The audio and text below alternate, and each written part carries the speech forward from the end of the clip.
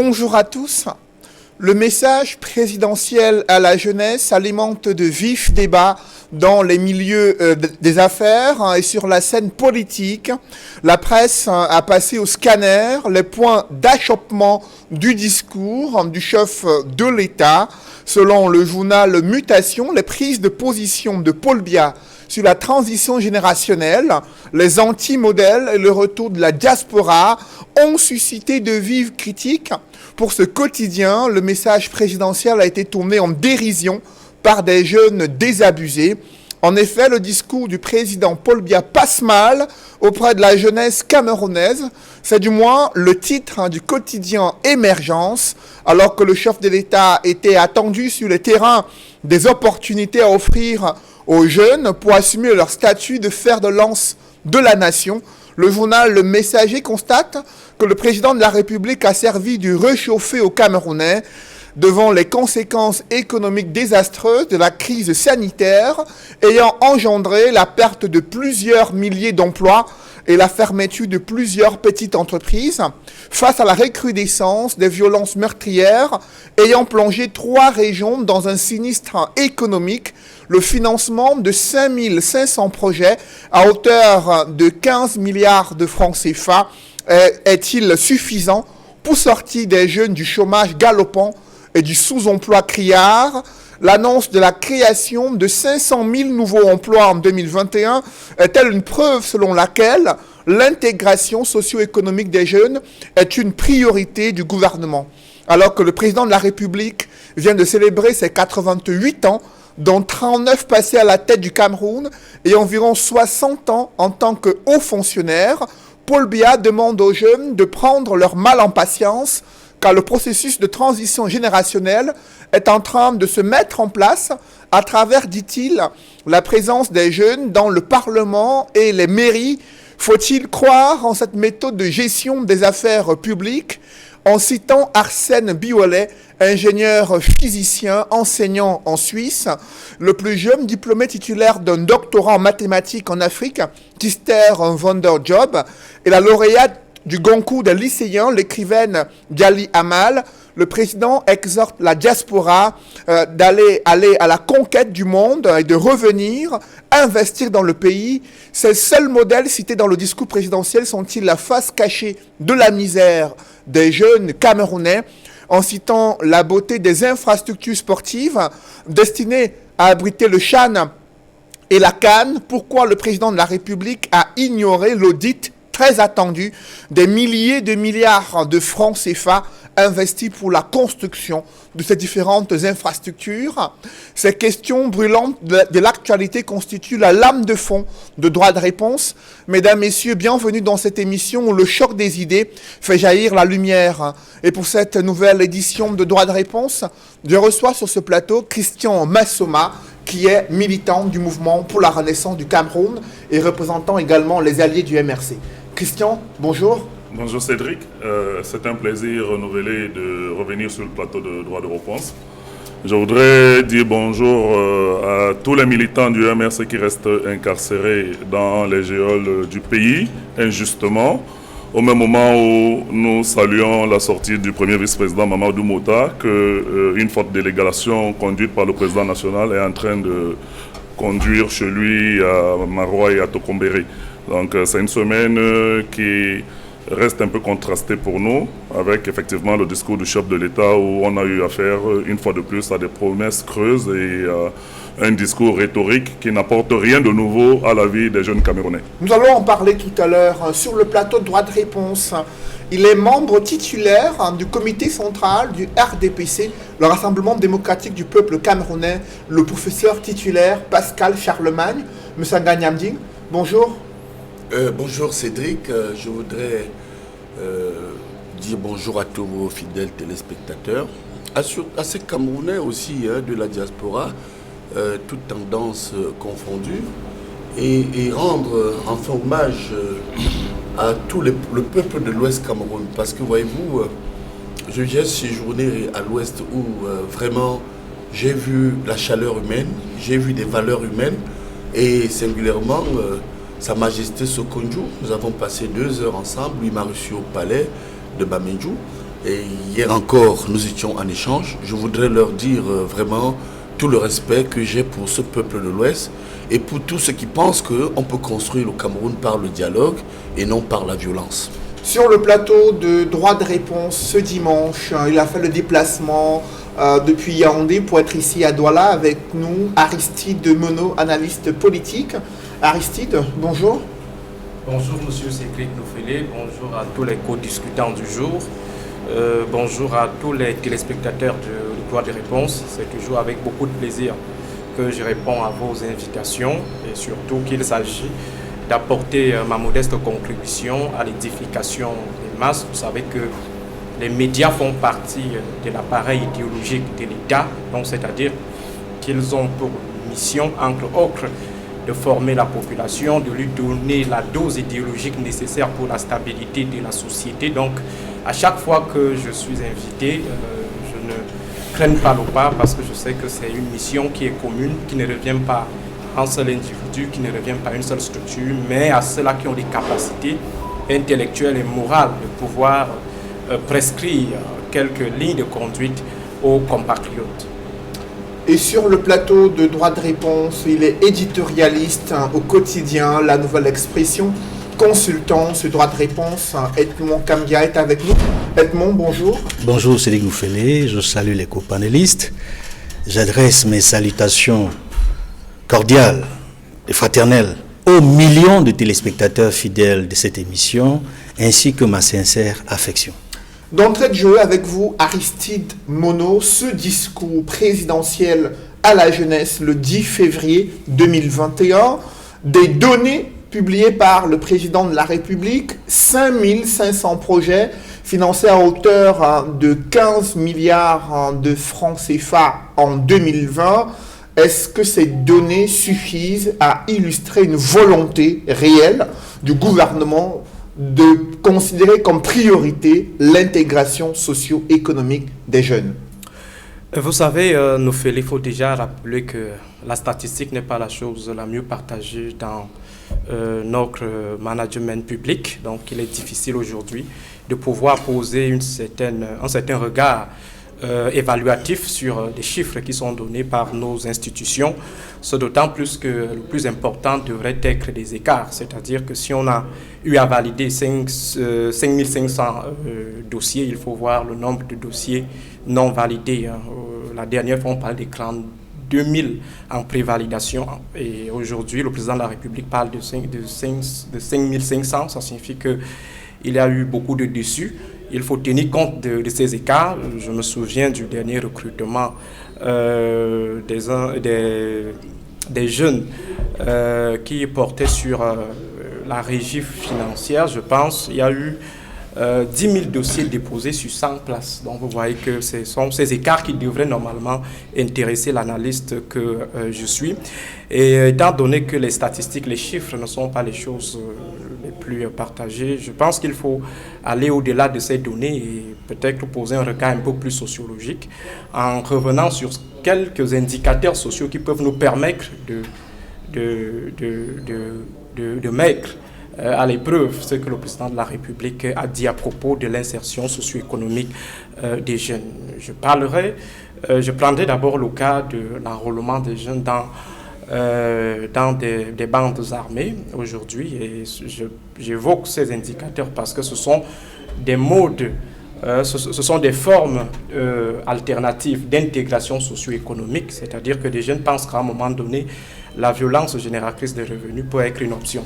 Je vais évoquer le cas de Boko Haram, où on a vu des jeunes aller prêter main forte à cette organisation criminelle avec une idéologie illusoire, mais les jeunes se sont dit que à défaut d'avoir quelque chose qui vient de notre cadre originel, mieux on souscrit à la nouvelle offre qui est proposée par l'ennemi du Cameroun. Donc des jeunes qui ont donné leur sueur à Boko Haram, qui ont vendu leur sueur parce qu'il y avait des contreparties, des motos, les 500 000 francs CFA, des bijoux et autres. Donc ces éléments, ce cas nous permet aujourd'hui voir si effectivement les jeunes sont mieux lotis dans le marché de l'insertion socio-professionnelle, socio-économique. Prenons le cas de l'Amazonie aujourd'hui.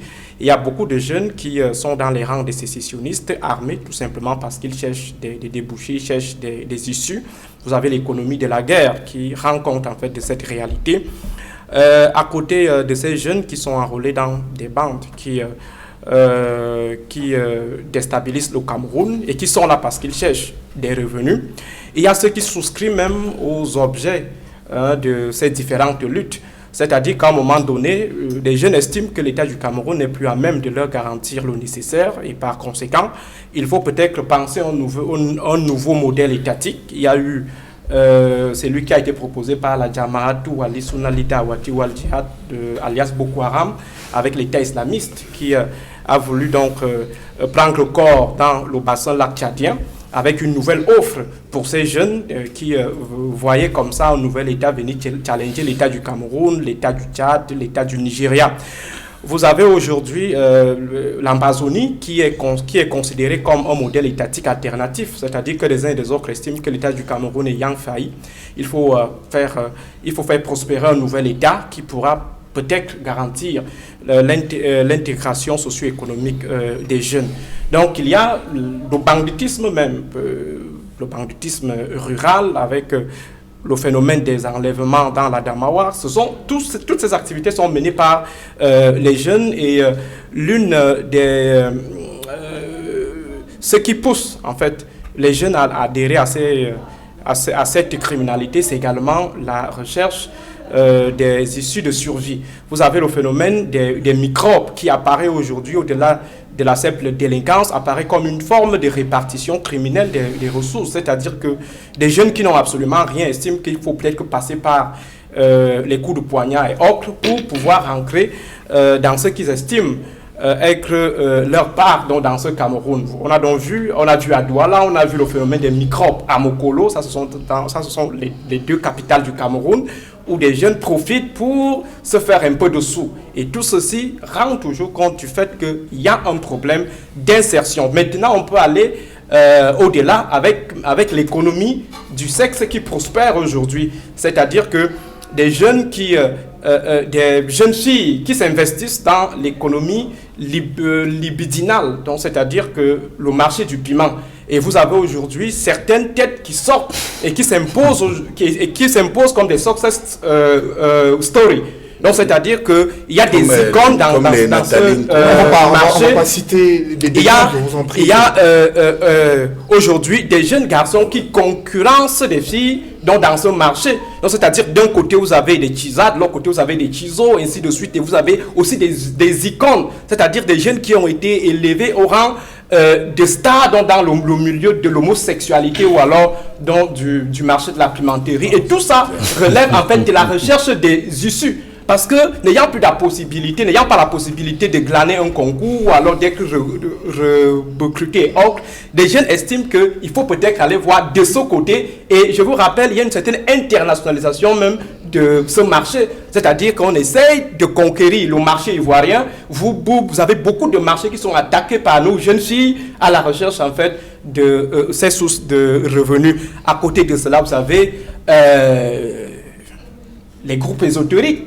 Aujourd'hui, dans des universités, vous avez des jeunes qui pensent à un moment donné que n'ayant pas la possibilité d'être recrutés de façon objective, il faut peut-être faire allégeance à un groupe ésotérique pour y arriver. Vous avez même le marché de la foi avec les organisations qui opèrent désormais dans le miracle. Le jeune qui n'arrive pas à réussir un concours, un premier concours, un deuxième ou troisième, il estime que c'est la sorcellerie. Et pourtant, c'est un concours qui est limité. Et immédiatement, il est accueilli par les promoteurs de miracles. Donc, c'est-à-dire ces églises qui arrivent pour spolier en fait les jeunes. Donc, est-ce que les réponses apportées par le gouvernement à travers ces politiques publiques destinées à la jeunesse, est-ce que ces réponses se sont appropriées et permettent de résorber ce problème de chômage que vous posez et ce problème de déviance observé chez les jeunes sans emploi ou face à une situation de précarité? Déjà, je rappelle que lorsque je parle de la déviance, ce n'est pas au sens moral. La déviance est dans son institution en forme alternative d'intégration. Donc, c'est-à-dire, des jeunes pensent qu'il faut passer par la déviance pour corriger une tare qui est en fait causée par l'État, c'est-à-dire l'État qui n'arrive pas à leur donner un peu. Il crée donc en fait quelques petites issues. Donc, je ne parle pas du point de vue moral. Bon, maintenant, pour ce qui est de votre question, je pense que l'État essaye, mais il faut déjà créer les emplois. Il faut déjà les créer. Et je pense qu'aujourd'hui, la politique qui a été engagée, prenons le système éducatif. Le système éducatif, c'est celui qui est promu au Cameroun depuis 1960. C'est le système éducatif qui forme en fait des oiseaux, c'est-à-dire des gens qui bavardent, mais ne met pas assez d'énergie pour former ceux qui peuvent passer à l'acte. Je prends le cas de l'université de Yaoundé 2. Lorsque vous avez 23 000 étudiants en L1, donc licence 1, 2, 3, lorsque vous avez 24 000 étudiants qui font uniquement le droit, comment est-ce que vous comptez insérer 23 000 étudiants? Est-ce qu'il y a des cabinets qui peuvent absorber la masse?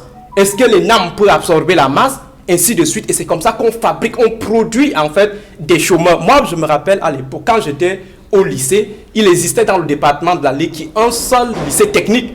Imaginez, entre-temps, on faisait la promotion du lycée des lycées d'enseignement général qui font plutôt des gens qui vont bavarder, qui vont écrire, mais qui ne peuvent pas passer à l'acte. Donc, je pense qu'il y a des choses qui ont été faites par l'État, mais c'est suffisant. Il y a également la responsabilité donc, de la jeunesse, mais en dernier ressort, c'est l'État qui donne une orientation, c'est l'État qui appuie, c'est l'État qui accompagne. Après vous, Aristide, Edmond Kamgia, 2020 a été une année de perte des milliers d'emplois pour des jeunes du fait de la crise sanitaire et des conséquences continues de la crise anglophone. Est-ce que le président de la République, dans son discours, a répondu à ces préoccupations de ces jeunes Camerounais sans emploi du fait de ces crises multiformes qui secouent le Cameroun? Je n'ai pas l'impression que le chef de l'État ait apporté des réponses concrètes aux problèmes d'emploi ou de sous-emploi que posent les Camerounais en général et les jeunes en particulier. Voyez-vous, l'année 2020 a été une année très difficile pour nous tous, en partie à cause du phénomène du coronavirus qui est survenu chez nous vers le mois de mars et qui a eu un impact très négatif, aussi bien au niveau de l'implémentation, n'est-ce pas, de certaines politiques publiques qui étaient en cours, mais également au niveau des entreprises pourvoyeuses d'emplois qui connaissaient déjà d'énormes difficultés depuis plusieurs années, depuis au moins 2016. Parce que depuis le début de la crise anglophone, les entreprises camerounaises souffrent, y compris les multinationales, les entreprises camerounaises et autres. Et même, il y a le GICAM qui a sorti plusieurs rapports pour montrer la situation réelle de l'économie camerounaise et les pertes en termes de milliards que nous avons du fait non seulement de la crise anglophone, mais également depuis quelque temps à cause de l'impact socio-économique du coronavirus. Mais je m'arrêterai par là. Je dirais que sur la question de l'emploi des jeunes, au-delà du coronavirus, avant même le coronavirus, on savait que ces problèmes existaient. Et il y a eu des initiatives qui ont été apportées par le gouvernement, mais quand on fait le bilan sur ces différentes initiatives pour permettre aux jeunes soit de s'auto-employer, soit de trouver de l'emploi à travers, j'allais dire, le Fonds national de l'emploi, dont il convient aujourd'hui, sincèrement, de faire un véritable bilan pour savoir que nous a apporté le Fonds national de l'emploi depuis sa création dans les années 91. Parce que si cette structure avait apporté ce que le Cameroun en attendait depuis ce temps-là, je crois qu'on aurait beaucoup évolué. Peut-être même qu'on aurait transformé cette structure en une autre, plus efficace. C'est dire qu'en réalité, je dois rappeler deux marqueurs forts, deux dates importantes, à partir de laquelle le Cameroun a connu d'énormes difficultés. 1998 et 1999, le Cameroun est doublement champion du monde de la corruption. Et puis, à côté de la corruption, il y a des détournements massifs. Et les réponses que nous aurions souhaité que le gouvernement apporte pour corriger ces manquements n'ont pas apporté les fruits escomptés. Certes, on a créé entre-temps beaucoup de structures comme la CONAC, on a créé le tribunal criminel spécial, l'Agence nationale d'investigation, mais même s'il fallait faire un bilan de ces différentes structures qui ont été créées, on se rendrait compte que toutes ces structures n'ont pas pu apporter les résultats escomptés, malgré les efforts que font la CONAC, que font le tribunal criminel spécial. Mais il faut dire également que, après le fait que nous ayons été ciblés, épinglés comme champions du monde de la corruption en 98 et 99, 10 ans après, on se rend compte que les problèmes n'ont pas évolué du tout. Parce que, rappelez-vous, les marches de 2008, on a dit les marches, les émeutes de la faim. Mais en plus des émeutes de la faim, parce qu'il y avait la vie chère, il y a eu un contexte sociopolitique qui n'a pas favorisé la résolution des problèmes au Cameroun. Parce qu'en même temps, à côté des émeutes de la faim, où il y a eu, selon le gouvernement, 40 morts, mais selon les associations ONG et la société civile, près de 400 morts, parce que voilà, pour répondre, n'est-ce pas, à des jeunes qui marchaient, parce que pour l'essentiel, c'était des jeunes qui marchaient, parce que la vie était chère, la réponse a été la répression systématique. Des jeunes ont été abattus, assassinés. Et jusqu'aujourd'hui, on attend de savoir quel est le véritable bilan, parce que l'affaire était en justice, certains jeunes étaient en prison. La réponse a été la répression systématique. Et nous attendions à ce qu'il y ait une véritable réponse qui permette, c'est vrai, le chef de l'État a fait un discours dans le contexte de 2008 pour améliorer la situation des Camerounais qui ont un pouvoir d'achat très difficile. On a diminué, n'est-ce pas, le prix d'achat de certains produits, mais très vite, 10 autres années après, c'est-à-dire entre 2008 et même jusqu'à ce jour, on se rend compte que les mêmes produits dont le prix avait baissé, sont remontés au niveau du prix. En partie du fait des guerres que nous avons au Cameroun, notamment la guerre contre Boko Haram, mais surtout la guerre depuis 2017 dans les régions nord-ouest et du sud-ouest. Vous savez que ces deux zones qui sont devenues zones sinistrées étaient des grands viviers agricoles. Et notamment la CDC, qui est le deuxième employeur de l'État, a perdu beaucoup de ses employés, n'apporte plus les rendements escomptés. Et les conséquences, c'est le chômage, le sous-emploi qui se multiplie, y compris parmi les jeunes, les parents et même les jeunes. C'est vous dire que, pour répondre, pour achever, pour chuter sur votre question, est-ce que le chef de l'État a apporté les réponses aux jeunes? La réponse est non. La réponse est non. Après vous, Edmond Kamgia, Christian Massouma, lorsque le président de la République vante le financement de 5500 projets à hauteur de 15 milliards dans le cadre d'un plan spécial jeune, est-ce que ce plan, selon vous, a permis de sortir les jeunes du chômage, de permettre à d'autres de créer des entreprises dans lesquelles ils ont recruté d'autres jeunes au regard de l'environnement socio-économique du pays? Mais ça nous fait quand on écoute le président de la République s'exprimer dans le cadre de la fête de la jeunesse et parler de la promotion et de l'insertion professionnelle et économique des jeunes, on a l'impression que malheureusement, une fois de plus, le chef de l'État est coupé des réalités de son pays. Parce que quand vous parlez des 5500 projets qui ont été financés par l'État, qui sérieusement peut penser qu'on ressent l'impact de ce financement dans la vie des jeunes Camerounais aujourd'hui?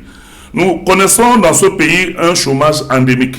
Nous connaissons une paupérisation des jeunes qui est extraordinaire. Les jeunes n'ont aucun repère et sont en déperdition totale.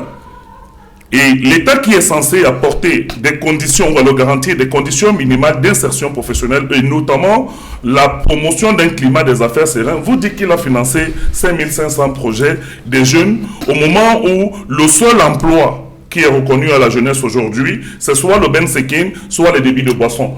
Sincèrement, on se pose la question de savoir si ces discours rhétoriques à répétition, ces discours totalement creux que le chef de l'État nous sert à longueur d'année, il ne mesure même pas le désaveu et la fracture qu'il y a entre ces discours et le vécu et le quotidien de nos jeunes compatriotes. Moi, je vais vous dire, je vais être assez trivial sur un certain nombre de questions. Tout à l'heure, mon collègue à côté, il a évoqué l'adéquation entre la formation et l'emploi au Cameroun. Je suis d'accord que pendant des années, on a formé des Camerounais, non pas pour une insertion professionnelle qui peut éventuellement leur garantir de pouvoir s'auto-prendre en charge, mais on a formé des personnes dans une université qui était pratiquement moribonde, où quelqu'un a évoqué l'autre jour que le président de la République, qui doit lui-même présider le conseil scientifique, n'a jamais fait quelque chose pour impulser les politiques au sein de l'université. On a évoqué la professionnalisation des enseignements. Mais depuis qu'on a tous ces effets d'annonce, les Camerounais et notamment les jeunes ont du mal à comprendre véritablement ce qui se passe parce que cela ne se traduit pas sur le terrain avec une politique qui permet l'insertion des jeunes. Lorsque vous ne créez pas des bassins industriels, lorsque vous ne créez pas un environnement susceptible d'attirer des investisseurs qui doivent pouvoir ramener suffisamment de capitaux et créer des entreprises qui vont absorber ce chômage endémique, comment est-ce que vous pouvez imaginer que les jeunes vont s'insérer? Ce n'est pas la fonction publique qui a vocation dans un État qui se développe à absorber l'essentiel du chômage de ces jeunes. Or, ce que nous constatons au Cameroun, vous venez de voir récemment lorsqu'on a lancé le concours d'enrôlement des jeunes Camerounais dans le BIR, c'est des dizaines de milliers de jeunes qui sont sortis de tout le pays, pas parce que c'est leur option en termes de profil de carrière, mais parce qu'ils cherchent juste un endroit où ils peuvent avoir une garantie d'avoir un salaire à la fin du mois. Et voilà la situation dans laquelle nous vivons depuis des années. Et chaque année, on nous parle de 500 000 emplois créés, de 5 500 projets et autres choses, mais personne ne voit les effets induits.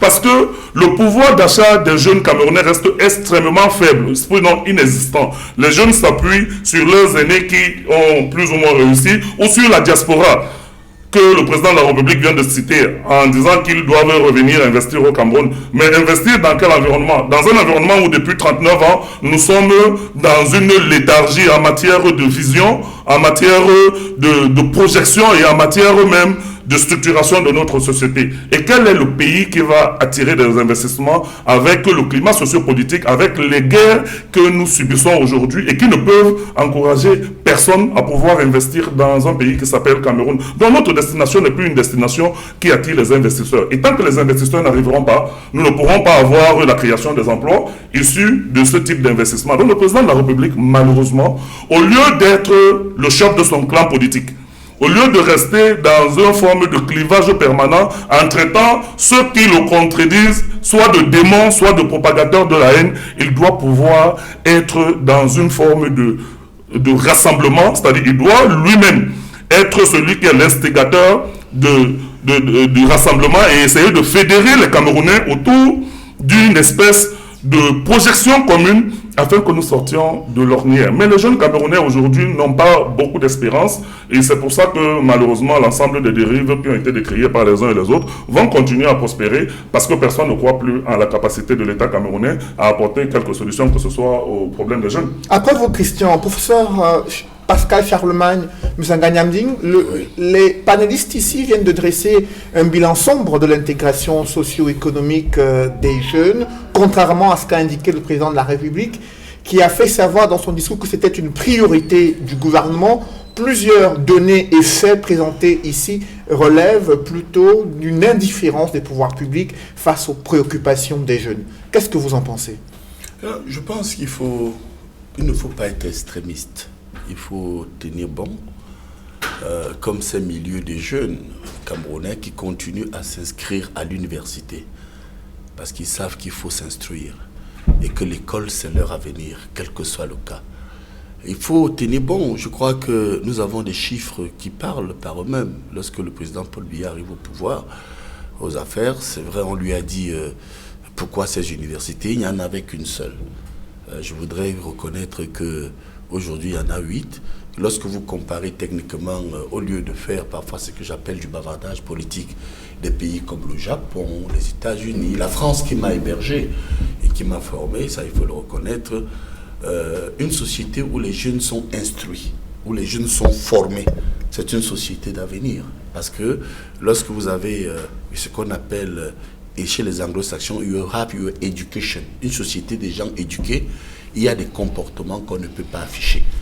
Alors, de manière péremptoire, venir ici dire que le président de la République a découragé certains jeunes. Non, il y a des jeunes qui sont effectivement fragiles et que son discours n'était pas important, c'est totalement faux. Pourquoi? Parce que moi, j'ai cadré le discours du président sur 2 déterminants. 2. Le premier déterminant, le président Paul Biya a eu le courage, j'ai appelé ça discours testament, de reconnaître la détresse de certains jeunes au Cameroun. Pour moi, vraiment, j'ai été impressionné. Alors, lorsque, ici, mon jeune et estimé collègue Aristide Mono fait un diagnostic sur les différents champs sociaux qui structurent la société, et il vous montre quand même que quelque part, la jeunesse a elle-même choisi des voies alternatives d'existence, c'est touchant. Ça fait très mal au cœur, et vraiment sur ce point bien précis, je voudrais féliciter et partager le point de vue d'Aristide Mono, parce qu'effectivement, il faut dire à ceux qui nous écoutent qu'aujourd'hui, beaucoup de jeunes au Cameroun, c'est du moins certains jeunes au Cameroun, l'État n'a jamais créé, par exemple, un métier de bensikineur. Bensikineur, même si ces garçons payent l'impôt, c'est une structuration spontanée, parce que les jeunes, contrairement à ce qu'on a vu en Côte d'Ivoire, vous avez des personnes comme Soro ou Blegoudé qui, pour répondre immédiatement à la détresse des jeunes, bien diagnostiquée par le président de la République, ont pris des armes. Et là encore, on peut saluer ces jeunes au Cameroun qui ont compris qu'il faut s'en sortir par tous les moyens, parce qu'ils sont aussi allés à l'école. Ce sont des étudiants. Moi, je vous avoue que de ma posture d'enseignant des universités, j'ai plusieurs étudiants, malheureusement, que j'ai retrouvés bensikineurs. En français, même, ça n'existe pas dans le dictionnaire. Mais dans notre jargon, dans notre sociologie locale, on sait ce que c'est. On a retrouvé d'autres sauveteurs. On a retrouvé quand vous avez ces jeunes diplômés d'université qui deviennent des vendeurs à la sauvette, un vendeur de friperie et conducteur, artisan de moto et colboxeur, est-ce que cela n'est pas une preuve de l'échec des politiques publiques destinées à la promotion de la jeunesse et à l'intégration des jeunes dans les milieux socio-professionnels? Mais je suis dans cette ligne de constat du président de la République. Je vous dis, et je continue à rappeler du moins aux téléspectateurs sur votre magistère de modérateur, que le président lui-même, quand vous écoutez son discours avec beaucoup de patriotisme, beaucoup de rigueur, vous prenez du recul. Et vous vous dites, qui parle? C'est le président de la République du Cameroun qui parle. Et dans un rituel républicain où le Cameroun est le seul pays au monde qui a une fête de la jeunesse. C'est le président qui parle, les autres font des commentaires. Les commentaires sont permis. Et je vous dis, premier pilier de son discours, il reconnaît la détresse des jeunes. Et sur ce point, il faut le dire, c'est quelque part, on ne peut pas nier, sur certains points, le président lui-même l'a constaté, l'échec de certaines politiques publiques en matière de mobilisation des jeunes, en matière de moralisation des jeunes, en matière d'insertion des jeunes et même en matière d'existence des jeunes à l'extérieur. Lorsque vous prenez, moi j'aime bien la symbolique des lions indomptables. Prenez le cas des lions indomptables. Un jour, je me suis assis avec mon stylo et une feuille dans mon bureau, en laboratoire. J'ai constaté que 90% des lions indomptables sont des anciens clandestins qui partent en Europe par tous les moyens. Une fois qu'ils réussissent dans une équipe, le pays les récupère. Et sur ce point et sur cette détresse, je vous démontre ici que les jeunes ont tout donné. Parce que si le président le tient, regardez, quand on prend le football, les années 90, les années 82, les années 94, les meilleurs ambassadeurs et ceux qui ont tout donné à ce pays, ce sont les jeunes. Je reviens maintenant au-delà même de la stabilité de cette dimension footballistique et sportive où nos meilleurs ambassadeurs sont les jeunes. Mais il y a même l'armée. La stabilité de ce pays est tenue par l'armée. L'armée est à 95% tenue par des jeunes. Donc le président, pour moi, quand je parle de discours testament, j'ai eu l'impression, j'ai regardé et écouté ce discours avec beaucoup de méditation. J'ai dit, ça y est, le président vient une fois de plus de rendre hommage aux jeunes en reconnaissant à un moment donné qu'ils ont été lésés. Et pour sortir, dernier pilier, il a apporté des réponses. Quelle réponse, professeur Msanga Nyamding, quelle réponse a-t-il apporté concrètement? La première réponse, vous savez, chacun de nous ici est issu d'une famille et a un père, au moins un parent, au moins une mère. Écoutez, si votre enfant revient parce que vous n'avez pas pu lui donner à manger hier et il a été délinquant, il a cassé, il a détruit, mais que peut faire un président de la République? C'était ce qui m'a intéressé, moi. Au deuxième carcan de son discours, il leur a dit, surtout, chaque génération peut apporter, et la réponse qu'il a donnée, il demande aux jeunes de tenir bon. De tenir bon, parce que je vais vous donner quelques... Mais professeur Msanga Nyamding, cela fait de nombreuses années que les jeunes essayent tant bien que mal de tenir bon.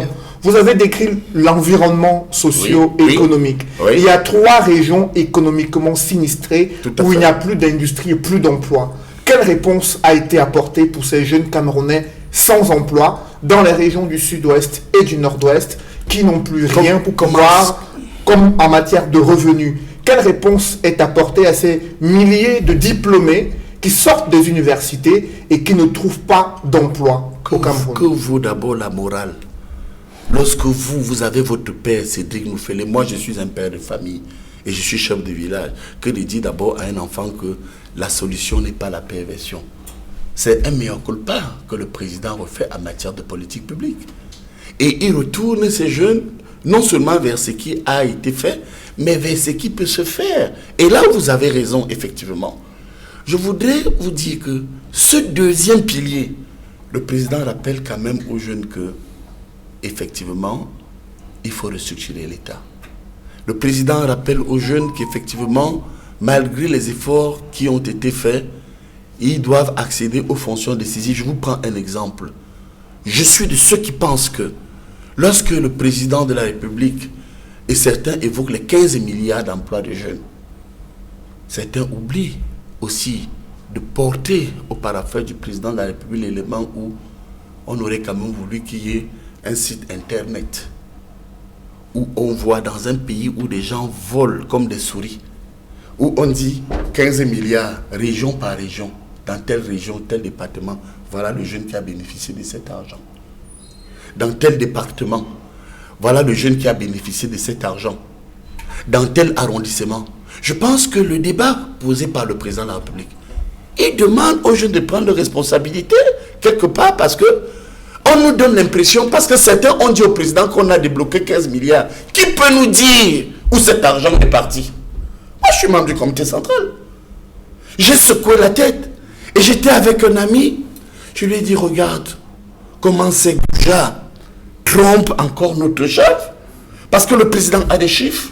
Le président, dans un village ou dans un canton, ne peut pas être chef de village, chef de quartier. Mais ils disent au président qu'on a donné 15 milliards. À qui?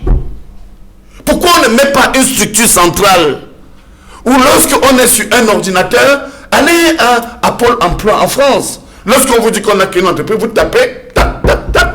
Vous voyez, département du Nkam, département du Konki, département, voilà ce qu'un jeune a aidé. Et je pense, là avec conviction, que c'est ce que le président a dit, oui, on a débloqué 15 milliards, c'est aller dans des poches privées. Et pour terminer sur ce point, monsieur Noufélé, je voudrais tout simplement rappeler ici que, en félicitant bien entendu le ministre des Sports, vous l'avez évoqué.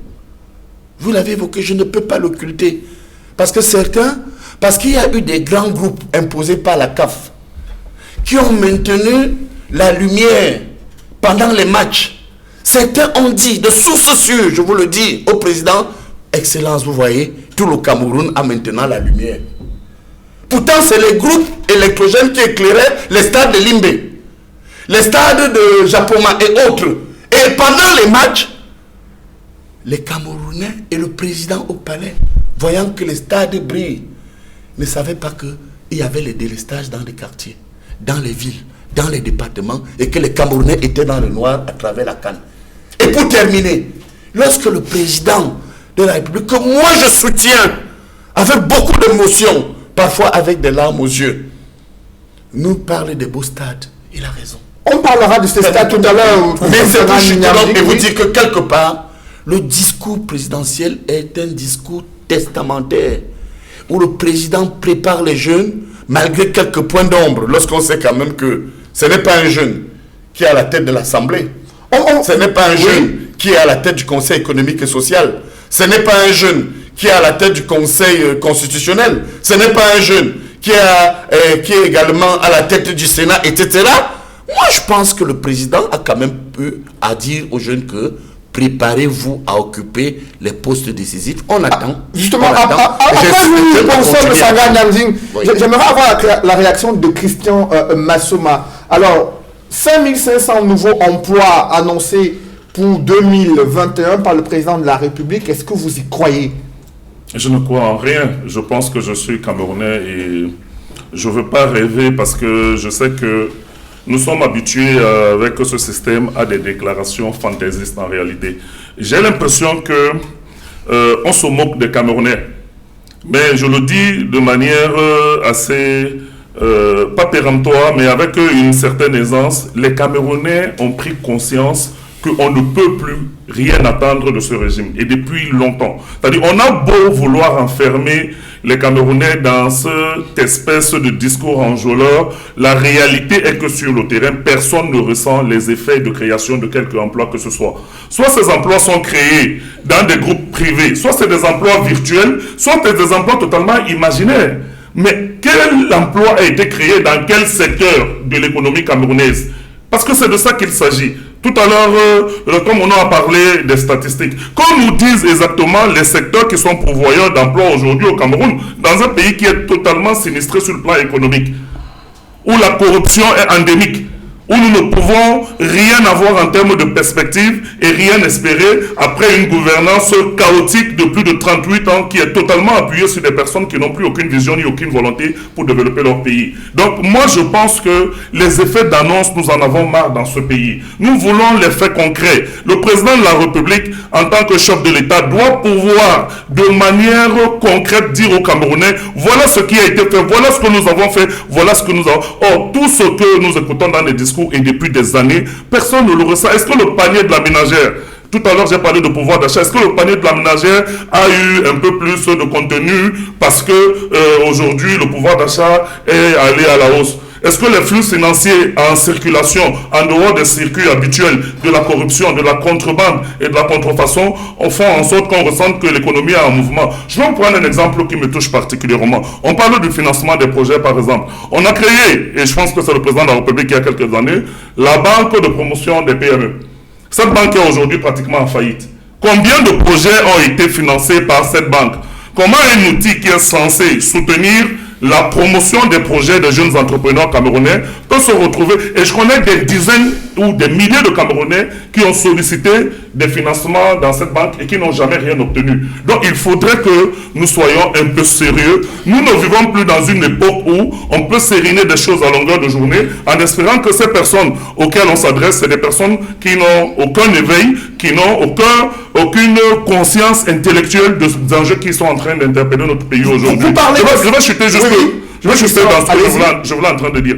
On exhorte la diaspora de revenir. Mais je l'ai dit tout à l'heure, qui pense que cette diaspora, à laquelle on ne reconnaît ni la double nationalité, à laquelle on ne donne aucun poste de promotion au niveau des postes de pouvoir et autre chose, on va leur dire subitement, là où vous avez la stabilité, parce que votre pays n'a pas pour vous donner cette stabilité, sortez de cette stabilité, revenez ici, on va mieux vous mater, on va vous écraser. Mais le chef de l'État, il a cité des exemples, hein. Arsène Biolet, ingénieur physicien, enseignant en Suisse, appartenant à un ordre de ceux qui explorent l'astronomie à travers le monde. Il y a le jeune mathématicien qui a 22 ans, Vande Job Tister, et la lauréate du prix Goncourt des lycéens, Djali Amal, écrivaine. Pour lui, ce sont des modèles à suivre pour la jeunesse camerounaise. Qu'est-ce que vous en pensez? Monsieur en dehors de la lauréate du prix Goncourt des lycéens, est-ce que les deux autres jeunes compatriotes ont été formés dans des universités camerounaises? C'est facile d'évoquer des personnes qui sont allées à la diaspora, que le cadre académique a permis d'émerger, pour lesquels le cadre académique a permis d'émerger et d'être là où ils sont aujourd'hui, et de les citer en modèle et en exemple. Est-ce que le Cameroun, après 60 ans 60 ans après les indépendances, ne pouvait pas lui-même avoir des universités capables d'être des universités de référence et former des Camerounais qu'on peut citer en modèle. Ces Camerounais de la diaspora, ils le sont parce que c'est des pays d'accueil qui leur ont donné cette possibilité d'être là où ils sont. Aujourd'hui, on peut les citer dans tous les domaines. Ouais. Il a pris quelques exemples. On aurait pu citer des dizaines ou des centaines d'exemples que les pays d'accueil dans lesquels ces compatriotes sont retrouvés ont donné, auxquels les pays d'accueil ont donné la possibilité d'être là où ils sont aujourd'hui. Et il a cité parce que juste ils sont Camerounais. Je vous mets au défi que si ces mêmes compatriotes arrivent au Cameroun aujourd'hui pour pouvoir servir notre pays, on va les retrouver dans une espèce de mouroir des mois juste après, parce que le Cameroun ne leur donnera aucun cadre ou aucune condition de pouvoir. Ceux qui sont revenus, qu'est-ce qu'ils sont devenus depuis? Parce qu'il y a beaucoup de Camerounais de la diaspora qui sont revenus avant. J'aurais voulu que le chef d'État cite ces Camerounais en disant que ceux qui sont revenus, voilà ceux qui sont devenus. Mais en dehors de Camerounais qui sont formés soit dans des écoles d'administration publique telles que l'ENAM, l'IRIC ou autre chose. Quand vous regardez l'essentiel de l'appareil de gouvernement dans ce pays et l'essentiel des postes qui sont occupés par un certain nombre de hauts fonctionnaires, tous sont issus de cette école, les gens de la diaspora. Donc il ne faudrait pas qu'on leurre les Camerounais en disant que la diaspora au Cameroun n'est utile au chef de l'État que lorsque elle envoie des revenus et lorsque elle doit venir enrichir un système qui est totalement moribond. Et c'est pour ça que cette diaspora est à couteau tiré jusqu'aujourd'hui, parce qu'elle ne se reconnaît pas en ce système et aux hommes qui incarnent cette gouvernance. Après vous, Christian, Kamdia, oui, avant, Edmond, si vous pouvez, vous souhaitez réagir? Dans son élan, je partage la position de ce représentant du MRC. J'ai dit qu'on allait éviter l'extrémisme, mais là, il est dans une rationalité. Je pense que ceux qui ont amené le président de la République à citer ces gens de la diaspora ont encore trompé le président. À quel niveau le président a-t-il été trompé selon vous? Permettez-moi. Je suis de la diaspora. Enfant, maison, travail. Oui, Cédric, j'ai dans ma poche une carte pour parler des jeunes qui ont entre 20 et 50 ans. C'est-à-dire, passer cette carte à Cédric, j'ai pris cette carte que beaucoup de ministres, de membres du RDPC, des faux militants du RDPC n'ont pas, la carte cachée. Quand j'ai pris cette carte, je vous en prie. Les anciennes cartes. Cette carte-ci, j'avais 20 ans. Diplômé de Sciences Po, diplômé de la Sorbonne, professeur en France, à l'Université des Antilles-Guyane, avec contrat, militant du RDPC. Quand je suis revenu, qu'est-ce qu'on m'a donné? Et là où le représentant du MRC ici a raison, on aurait dû dire aussi au président, a montré que voilà un monsieur qui est venu de la diaspora. Il est rentré en dehors de moi. Moi, je ne parle pas de moi. Parce que je vis des souffrances. Même avec ma malvoyance, chaque jour pour moi est une vie de travail et d'épreuve. Rien que parce que j'ai mal aux yeux, j'ai des problèmes des yeux, c'est une épreuve. Je suis devenu professeur titulaire. Là où le représentant du MRC a raison. Pourquoi on n'a pas amené le président de la République à citer les anciens de la diaspora qui, tel est ministre, tel est DG, tel est directeur d'une grande école? Est-ce qu'il y en a concrètement? Il n'y en a pas pratiquement. Écoutez, je vous dis, les gens veulent tromper le président. Parce que certains, quand j'ai parlé du coup d'état scientifique, leur image est de donner l'impression que le président est devenu gaga, qu'il est un homme qui ne comprend plus rien, qui dit des choses qui ne tiennent pas. C'est ce que je combats dans mon parti. Dire au président des choses qui ne correspondent pas à la réalité. Je vous dis que la diaspora, prenons le cas de la double nationalité et autres. La plupart des gens qu'on a fait citer au président sont des binationaux. Je vous prends quelques exemples. Bel Antoine, qui est un ami, et qui a été capitaine de l'Olympique de Marseille, qui est ingénieur des travaux. Bel a voulu se présenter aux élections récemment. On a dit à Bel Antoine qu'il est français. Si Biwole, les autres rentrent, on va les mettre où? Ce sont des binationaux. Je vais plus loin, parce que ce sont des gens que je connais très bien. Quand j'ai dit que le président doit faire attention à son entourage, ce sont des gens très dangereux et qui sont devenus de plus en plus dangereux. Et moi, je ne peux pas l'accepter. Prenez le cas de mon camarade Emmanuel Com. Hervé, moi j'ai connu Hervé, j'étais jeune étudiant. Hervé était déjà directeur du cabinet auprès du directeur du Crédit Commercial de France. Hervé a voulu se présenter à la députation dans le RDPC, on lui a dit non. allons dans l'opposition.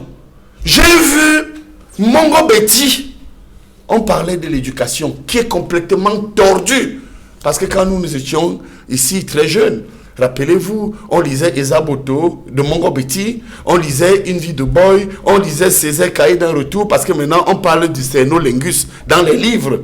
Quand Mongo Betty est venu ici, à l'image de certaines personnes qu'on a fait citer au chef de l'État, on a dit à Mongo Betty que tu ne peux pas te présenter à la députation. Donc vous voyez que c'est une construction qui est menée à l'effet d'amener des gens à dire au président des choses qui vont encore énerver la diaspora et énerver les jeunes. Donc, voilà ma carte, je vais chuter en disant, oui, sur certains points, je pense qu'il faut restructurer l'État. Par exemple, et je chute là-dessus avec votre permission, mon estimé collègue politologue Aristide Monod a dit oui, on forme des jeunes. J'ai dit qu'il faut former parce que, prenons un corps comme les avocats. Moi, j'ai vécu aux Antilles avec une compagne antillaise. Quand vous allez à Martinique, c'est 400 000 habitants, il y a le barreau de Martinique. Il y a le barreau de Guadeloupe, 400 000 aussi habitants à peu près. Il y a le barreau de Guyane, à peine 200 000, 169 000 habitants. Mais alors moi je dis que pourquoi on ne restructure pas, par exemple, il a cité plusieurs licenciés en droit. On ne restructure pas, par exemple, le barreau du Cameroun, où on aura le barreau du nord-ouest, barreau du sud-ouest, barreau du centre. Là aussi, il faut reconnaître que nous sommes responsables, et je termine sur un dernier point. Restructurer l'État, c'est mettre en place des dynamiques où vraiment, quand on veut, il a cité, et je chute là-dessus, je vous ai bien dit que ce point m'a intéressé, la banque des PME. Mon cher ami, je voudrais vous dire sur ce point, vous avez raison. Des bandits qui sont aux affaires ont détourné le projet du président dans la banque des PME.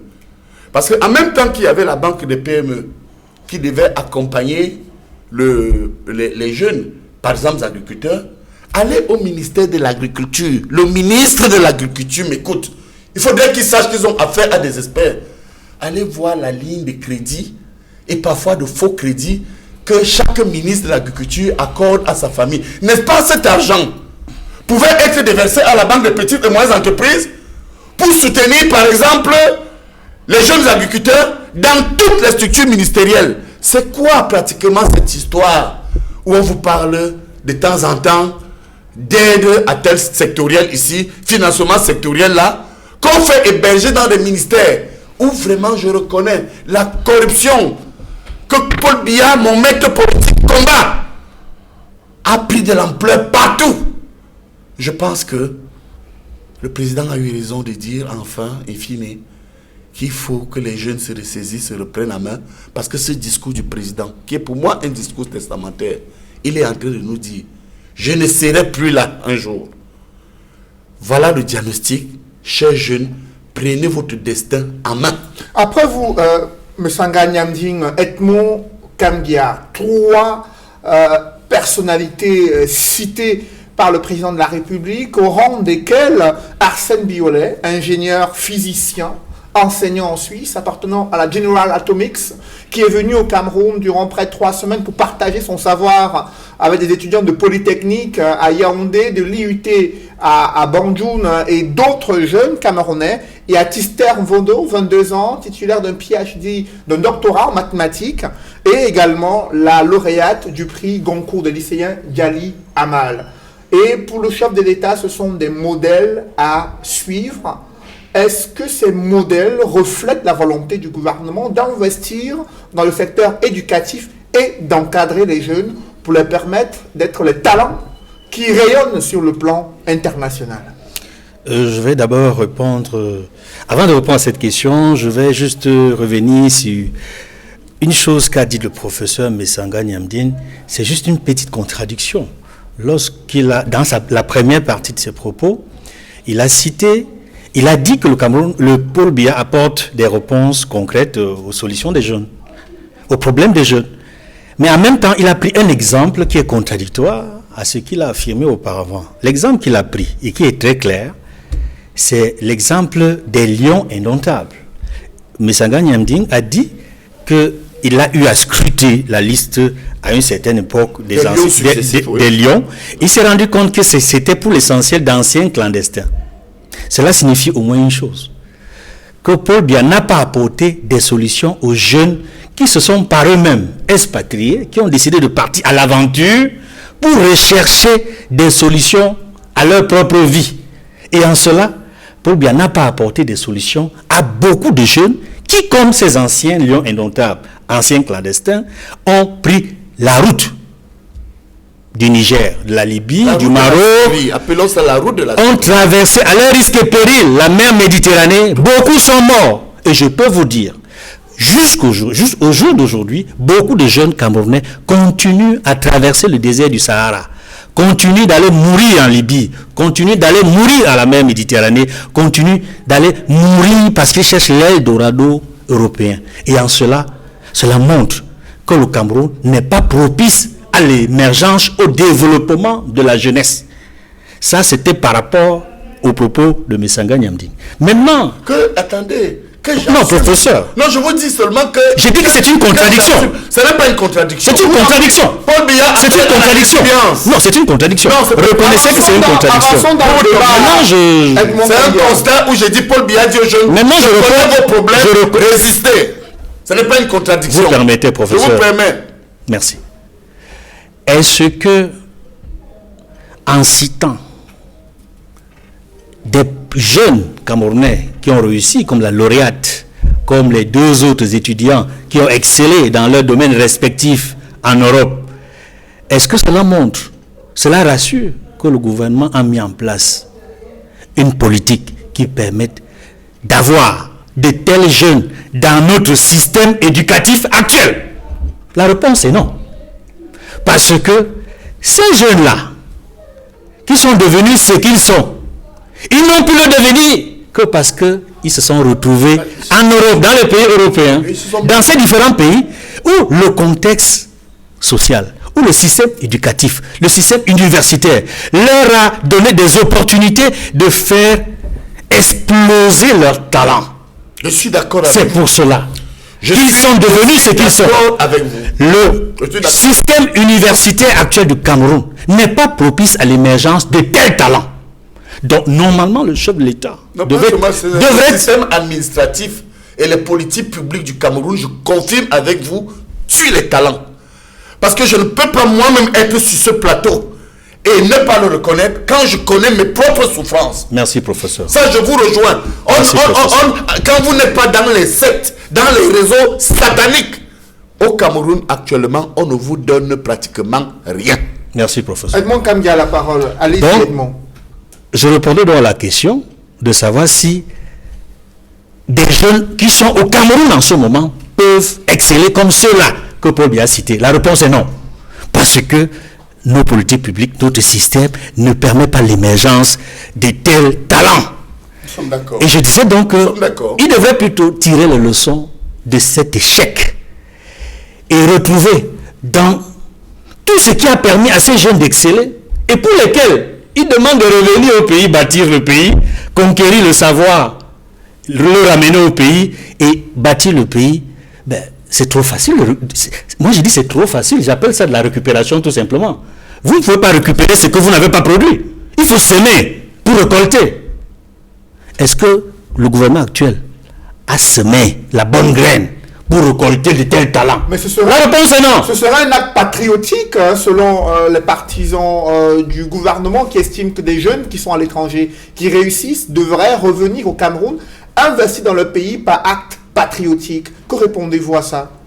Ce qui m'étonne dans la sortie du président de la République, c'est qu'il n'a pas cité les cas de ceux qui sont rencontrés, de ceux de la diaspora qui sont revenus. Que sont-ils devenus, ceux qui sont revenus? C'est parce qu'on ne fait que lui dire qu'il n'y a pas des exemples locaux à l'échelle locale. Cédric nous énerve ce matin parce qu'on dirait que c'est vous qui êtes du RDPC et moi de l'opposition. On lui dit bien que les gens sont rentrés. Moi je suis rentré et d'autres Lengelengele sont rentrés, sont repartis. J'ai même un. Je vous donne des exemples. Quand nous sommes rentrés, il y avait Bien Garan. Je vous parle ici à la télé, Bien Garan est préfet en France, oui. Il est reparti. Oui. Je vous parle de Octave Ndjokoun. Otam Jokun est rentré, il est reparti. Je vous parle de Ngele.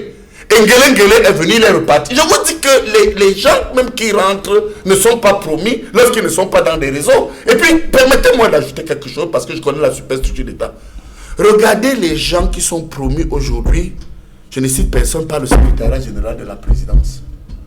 Si vous n'êtes pas proche aujourd'hui au Cameroun, moi je préfère le dire, du militant Ngongo, vous n'avez rien. Moi je vous prends mon cas, tant que Ngongo est là, moi je sais que je ne serai rien administrativement. Ou des gens comme moi je vous cite, je vous dis, le secrétaire général de la présidence qui a eu une mission d'équilibre et de promotion des jeunes. Regardez dans quelles conditions on a promis certains jeunes à l'ENAM. Écoutez, il y a quand même des valeurs. Lorsque vous avez par exemple un chef de division à l'ENAM, qui est magistrat de 4e grade, et vous prenez quelqu'un qui, ce n'est pas de sa faute, ce garçon est brillant, un magistrat de 1er grade, vous mettez directeur de l'ENAM, moi je suis membre du comité central, vous vous attendez à quoi quand le président fait un tel discours? Prenez la plupart des structures administratives. Vous voyez, je m'abstiens de parler de Yaoundé 2 et de mon institut IRIC. C'est les moins gradés qui commandent toujours les plus gradés au Cameroun, et dans l'administration. Comment expliquer ça? C'est la mafia. C'est du banditisme étatique et politique où les gens ont pris le président en otage, j'explique, et font croire au président. Écoutez, vous avez des structures dans l'armée, dans la gendarmerie, où vous avez celui qui occupe le poste stratégique peut être commissaire 4 étoiles, mais il commande un commissaire divisionnaire ou un commissaire 5 étoiles. Allez dans l'armée. Moi, je suis quelqu'un, j'interviens dans certaines structures militaires au Cameroun. Donc, le président, c'est là où je disais à Cédric, au consultant que je ne me suis pas, ce n'est pas contrarié. Je montre tout simplement que le président lui-même a constaté la dépression des jeunes. Dans l'administration, allez même dans les régions, ici nous sommes dans la région du littoral. Vous avez un secrétaire d'administration qui est sous-préfet et vous avez un administrateur civil qui est en dessous de sous-préfet. Alors on va vous dire, comme en Europe, que oui, la fonction appartient à l'État, le grade appartient à l'homme. Mais quel est ce pays où on est toujours en train de justifier la médiocrité? Vous croyez qu'on va toujours fonctionner si on parle des États-Unis, on parle de la NASA, on parle de toutes les superstructures? C'est parce qu'on va toujours justifier que le décret est discrétionnaire. Le décret discrétionnaire est conditionné par un certain nombre de déterminants où, dans un ministère, vous ne pouvez pas avoir un conseiller d'orientation qui commande dans une structure juridique, par exemple, un administrateur qui a fait des études de droit. Et vous allez voir que ça a frappé notre système éducatif. Et sur ce point, quand nous étions petits, Cédric, nous chantions « Nous te verrons tous en bas ». Ce que tu nous avais dit était bien la vérité. Allez voir ce que les gens chantent aujourd'hui. On dit Paul Biya, Paul Biya. On ne doit pas amener, moi qui soutiens le chef. Personne n'a soutenu Paul Biya comme moi. Mais les petits-enfants dans les défilés aujourd'hui, on passe notre temps à leur dire que c'est le RDPC, c'est Paul Biya qui est le plus grand, le plus beau. Il faut corriger ça. Je pense que si nous ne corrigeons pas ça, si on ne revient pas sur des chansons patriotiques, comme celle que je viens de chanter et autres, je vous assure, le Cameroun et la jeunesse seront toujours en train de... Votre opinion a été bien comprise. Permettez à d'autres de pouvoir réagir avant que Edmond aussi puisse poursuivre. Aristide Mono, lorsqu'on plante ce décor où il y a des valeurs morales qui ont disparu et que le président de la République dit aux jeunes de prendre leur mal en patience, car le processus de transition générationnelle est en cours. Il s'appuie sur des jeunes qui sont dans les mairies, dans le Parlement, pour illustrer l'implication des jeunes dans la gestion des affaires publiques. Est-ce qu'il faut y croire à ce processus de transition générationnelle qui serait en cours selon le président?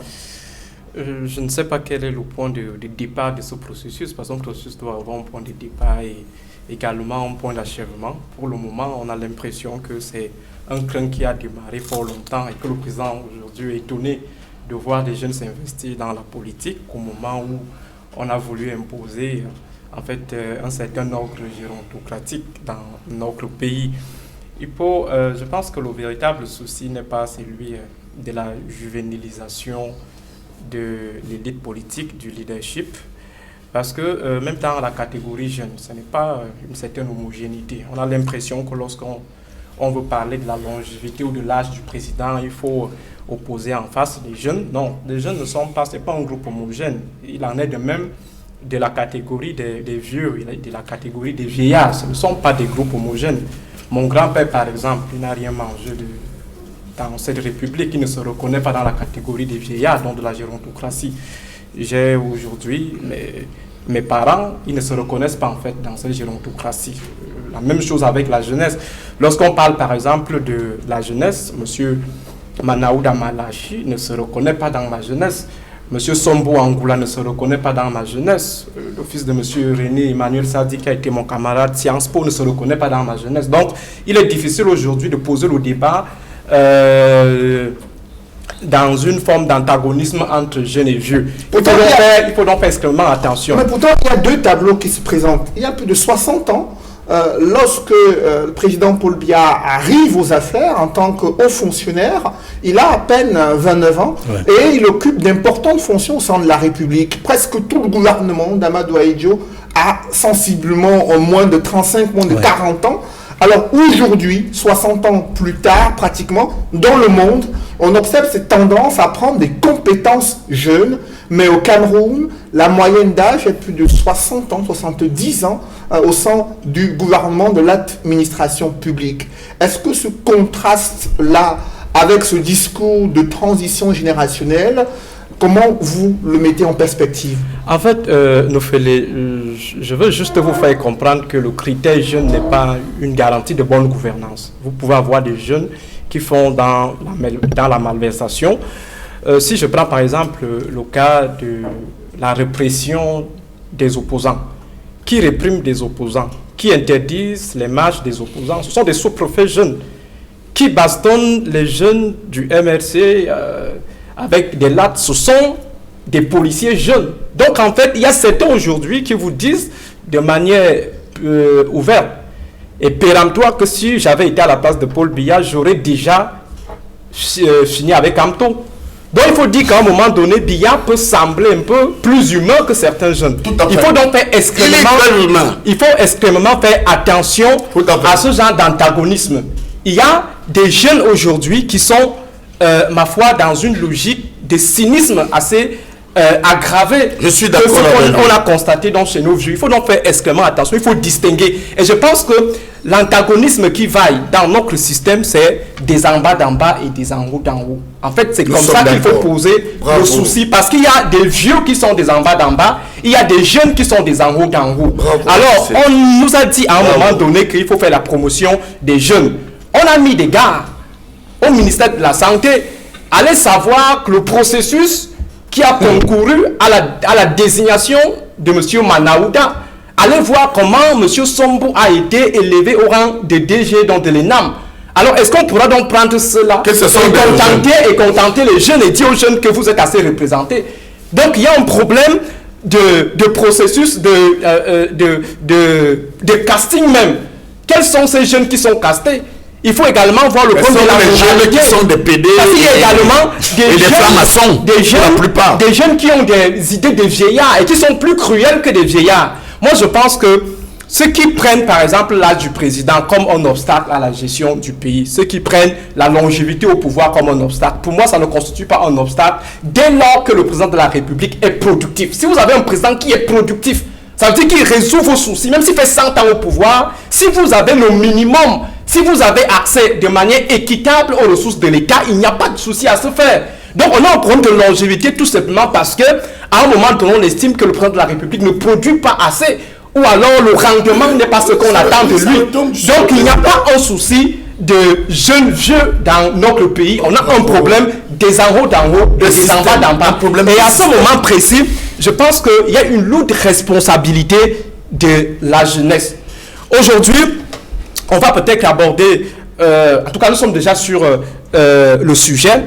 Vous avez les statuts du Rassemblement démocratique du peuple camerounais, article 75, qui dit, pour faire partie de l'OJRDPC, il faut être âgé de 45 ans au plus. Au plus, oui. Maintenant, il faut voir qui est le président national de l'OGRDPC.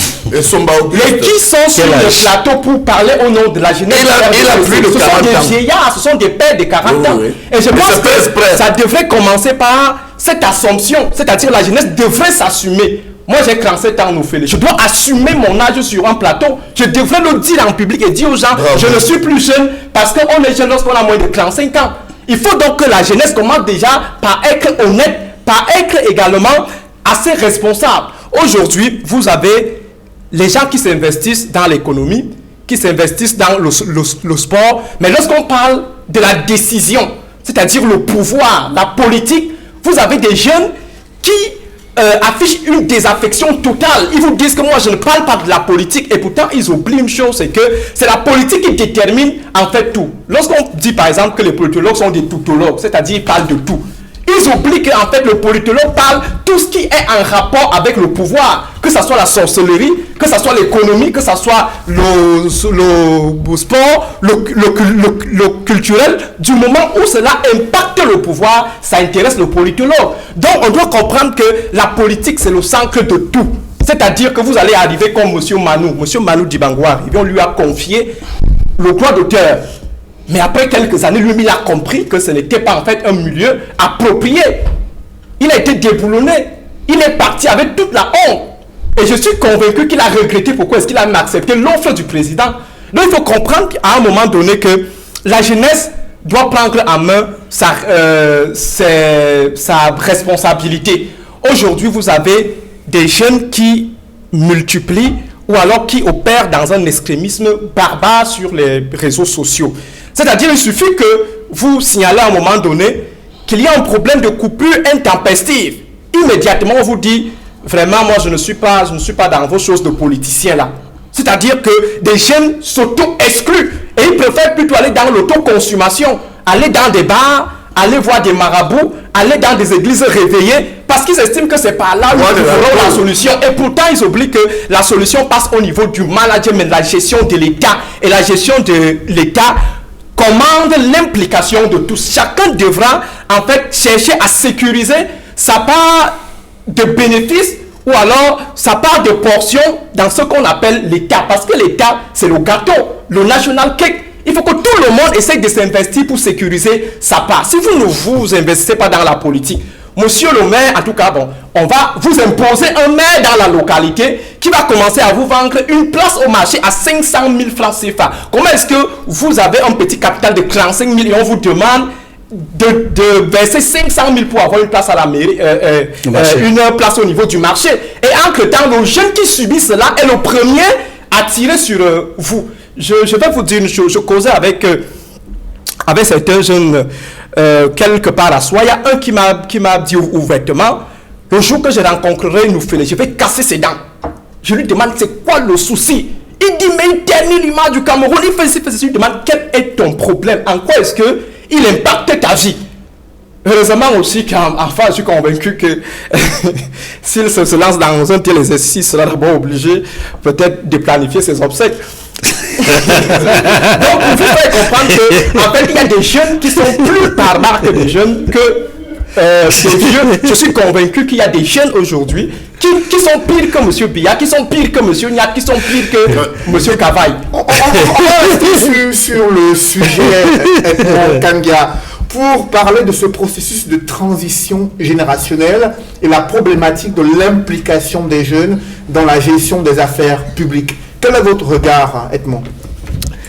Je voudrais dire qu'en réalité, si Paul Biya avait suivi l'exemple de son illustre prédécesseur Amadou Ahidjo, je crois qu'il n'aurait pas atteint l'âge qu'il a eu hier, 88 ans. Heureux anniversaire, Monsieur le Président. Vous voulez qu'il meure? Non, aux affaires, je dis aux affaires. Oui, pour le préciser. Il n'aurait pas atteint cet âge aux affaires. Meurt avant le temps. Vous avez bien corrigé.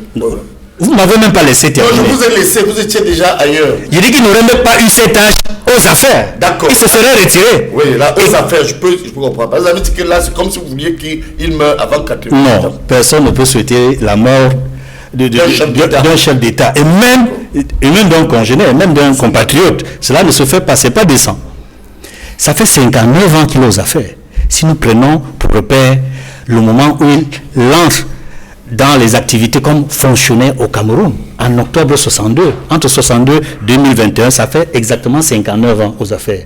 Et si vous le permettez, je vais rappeler un peu de manière brève son parcours, les principaux postes qu'il a occupés et l'âge qu'il a eu chaque fois qu'il a occupé ses fonctions. Je vous en prie, Edmond, allez-y.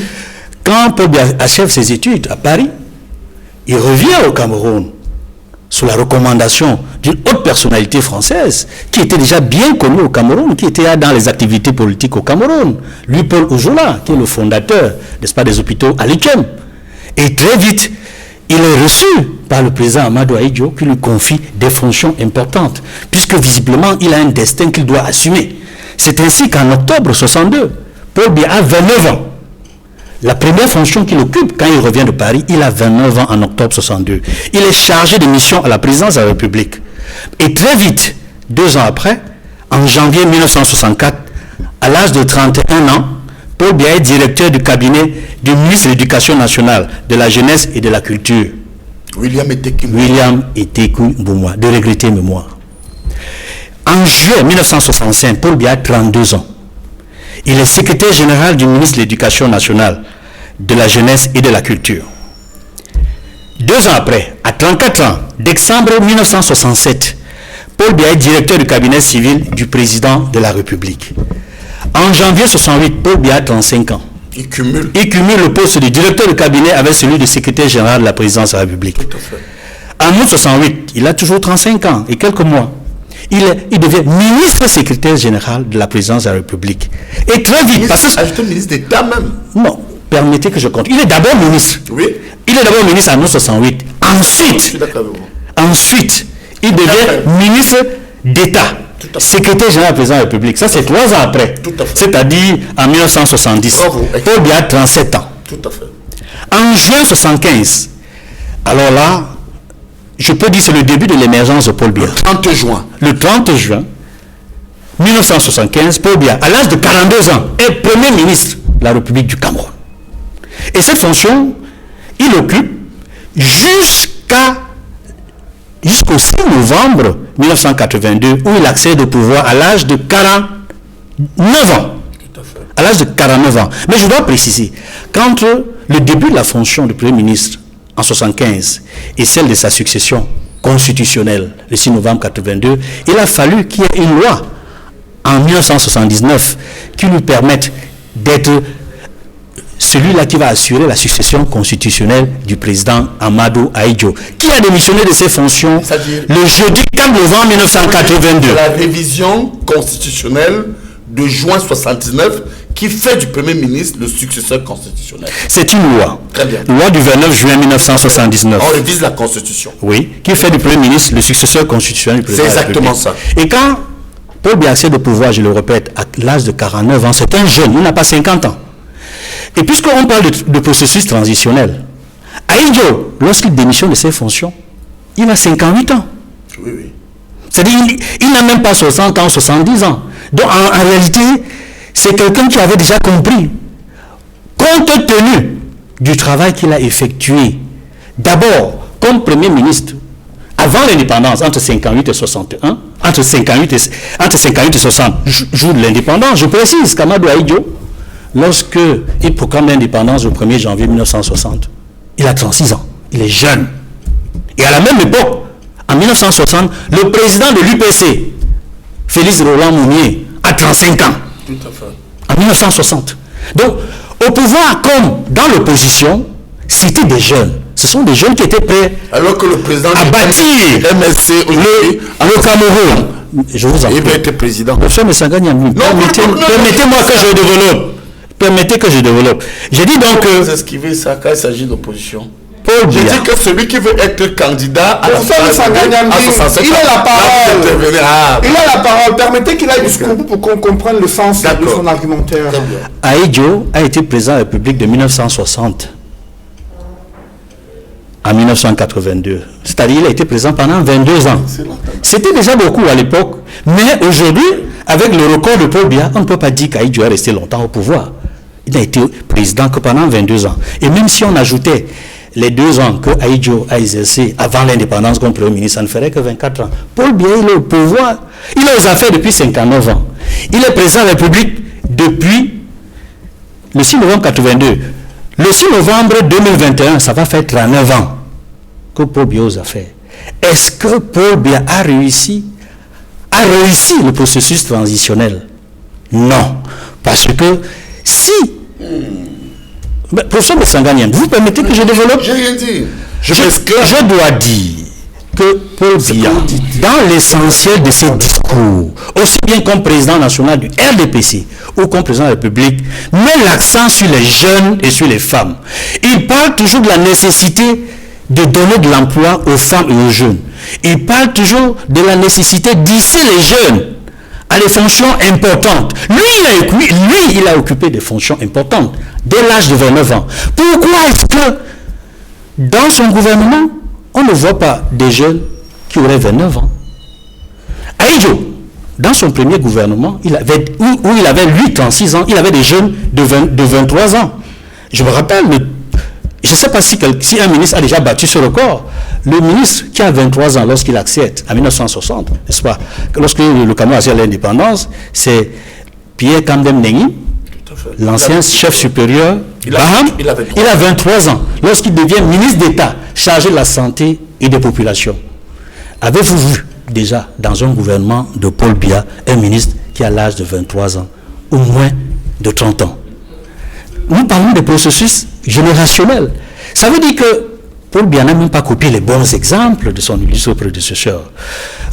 Avançons pour dire que au jour d'aujourd'hui, avec le contexte sociopolitique qui a tant évolué, parce que, il faut le dire, nous sommes retournés à la démocratie, au multipartisme dans les années 90. Il y a eu, après le sommet de la Baule, qui a amené des dirigeants d'Afrique francophone à s'investir dans la démocratisation, sinon ils n'auraient pas l'aide. Mais à côté de cela, il y a eu un travail interne des partis politiques de l'opposition, de la société civile, pour contraindre le pouvoir à faciliter un contexte sociopolitique de démocratisation. C'est ainsi qu'on a pu retourner au multipartisme après la loi du 19 décembre 1990. Et pour chuter, M. Moufele, je dois dire que j'ai peur que Paul Biya rate sa sortie de l'histoire de ce pays. Il est bien entré dans l'histoire de ce pays, mais il risque de rater la sortie. Pourquoi je le dis? Et je le cite Paul Biya lui-même. En 1990, dans une interview, en juillet 90, Yves Morosi, de regretter mémoire, à la région Monte-Carlo, qui lui posait la question de savoir... 1991. 90. Juillet 90. Juillet 90, oui. Il lui dit, qu'est-ce que vous aimeriez que les Camerounais gardent de vous? Qu'aimeriez-vous que les Camerounais gardent de vous comme souvenir? Il lui répond, Paul Biya, j'aimerais que les Camerounais gardent de moi l'image de celui qui a apporté la démocratie et la prospérité. Au Cameroun. Au Cameroun. Le Cameroun est-il un pays démocratique? Vous pouvez le constater. Non. Le Cameroun est-il un pays prospère? Non. Sur la prospérité que lui a légué le président Amadou Ahidjo, parce qu'il l'avait dit dans son discours d'ouverture, d'accession au pouvoir, que le Cameroun était un État prospère et qu'il ne faillirait point, il conserverait cette prospérité. Il n'a pas pu. Nous sommes un pays pauvre, très endetté. Sur la démocratie, je rappelais tout à l'heure le sommet de la Baule, je rappelais l'action, le travail méthodique mené par des acteurs de la société civile, mené par des acteurs politiques camerounais pour que nous entrions dans la démocratie. Il y a eu des lois, il faut le retenir, il y a eu la session de liberté, les lois de 90 qui ont permis d'avancer sérieusement. Et nous avons cru à un moment donné que Paul Biya était partie prenante du processus de démocratisation. Mais depuis quelques années, c'est un grand bond en arrière. Prenons la loi du 23 décembre 2014 qui réprime les actes de terrorisme. Je vous garantis que c'est sur la base de cette loi-là qu'aujourd'hui, instrumentalisée, on réprime les acteurs politiques et les acteurs de la société civile. Est-ce que les acteurs politiques, est-ce que les défenseurs des droits de l'homme, est-ce que les journalistes sont des terroristes? Au Cameroun, oui. Ils sont jugés devant les tribunaux militaires et ce n'est pas normal. Après vous, Edmond, Christian Massoma, est-ce que vous vivez ce processus de transition générationnelle que promet le président de la République en s'appuyant sur des jeunes qui ont été récemment élus au sein du Parlement et dans les mairies? Vous savez, les Camerounais sont habitués à des discours. Et je l'ai dit tout à l'heure à l'orée de mon propos, nous sommes fatigués de ces discours. Entre les discours du président de la République et la réalité du terrain, je pense que le gouffre est tellement profond qu'on se pose toujours la question de savoir à qui il s'adresse quand il parle de transition générationnelle. Prenons son propre parti, le RDPC. Regardez l'investiture des candidats au sein du RDPC. Regardez le quota de représentation des jeunes et des femmes au sein du RDPC lorsqu'il s'agit de consultation électorale. Regardez les conseils régionaux qui viennent d'être élus. Regardez les présidents des 10 conseils. Nous avons une caste dirigeante depuis des décennies.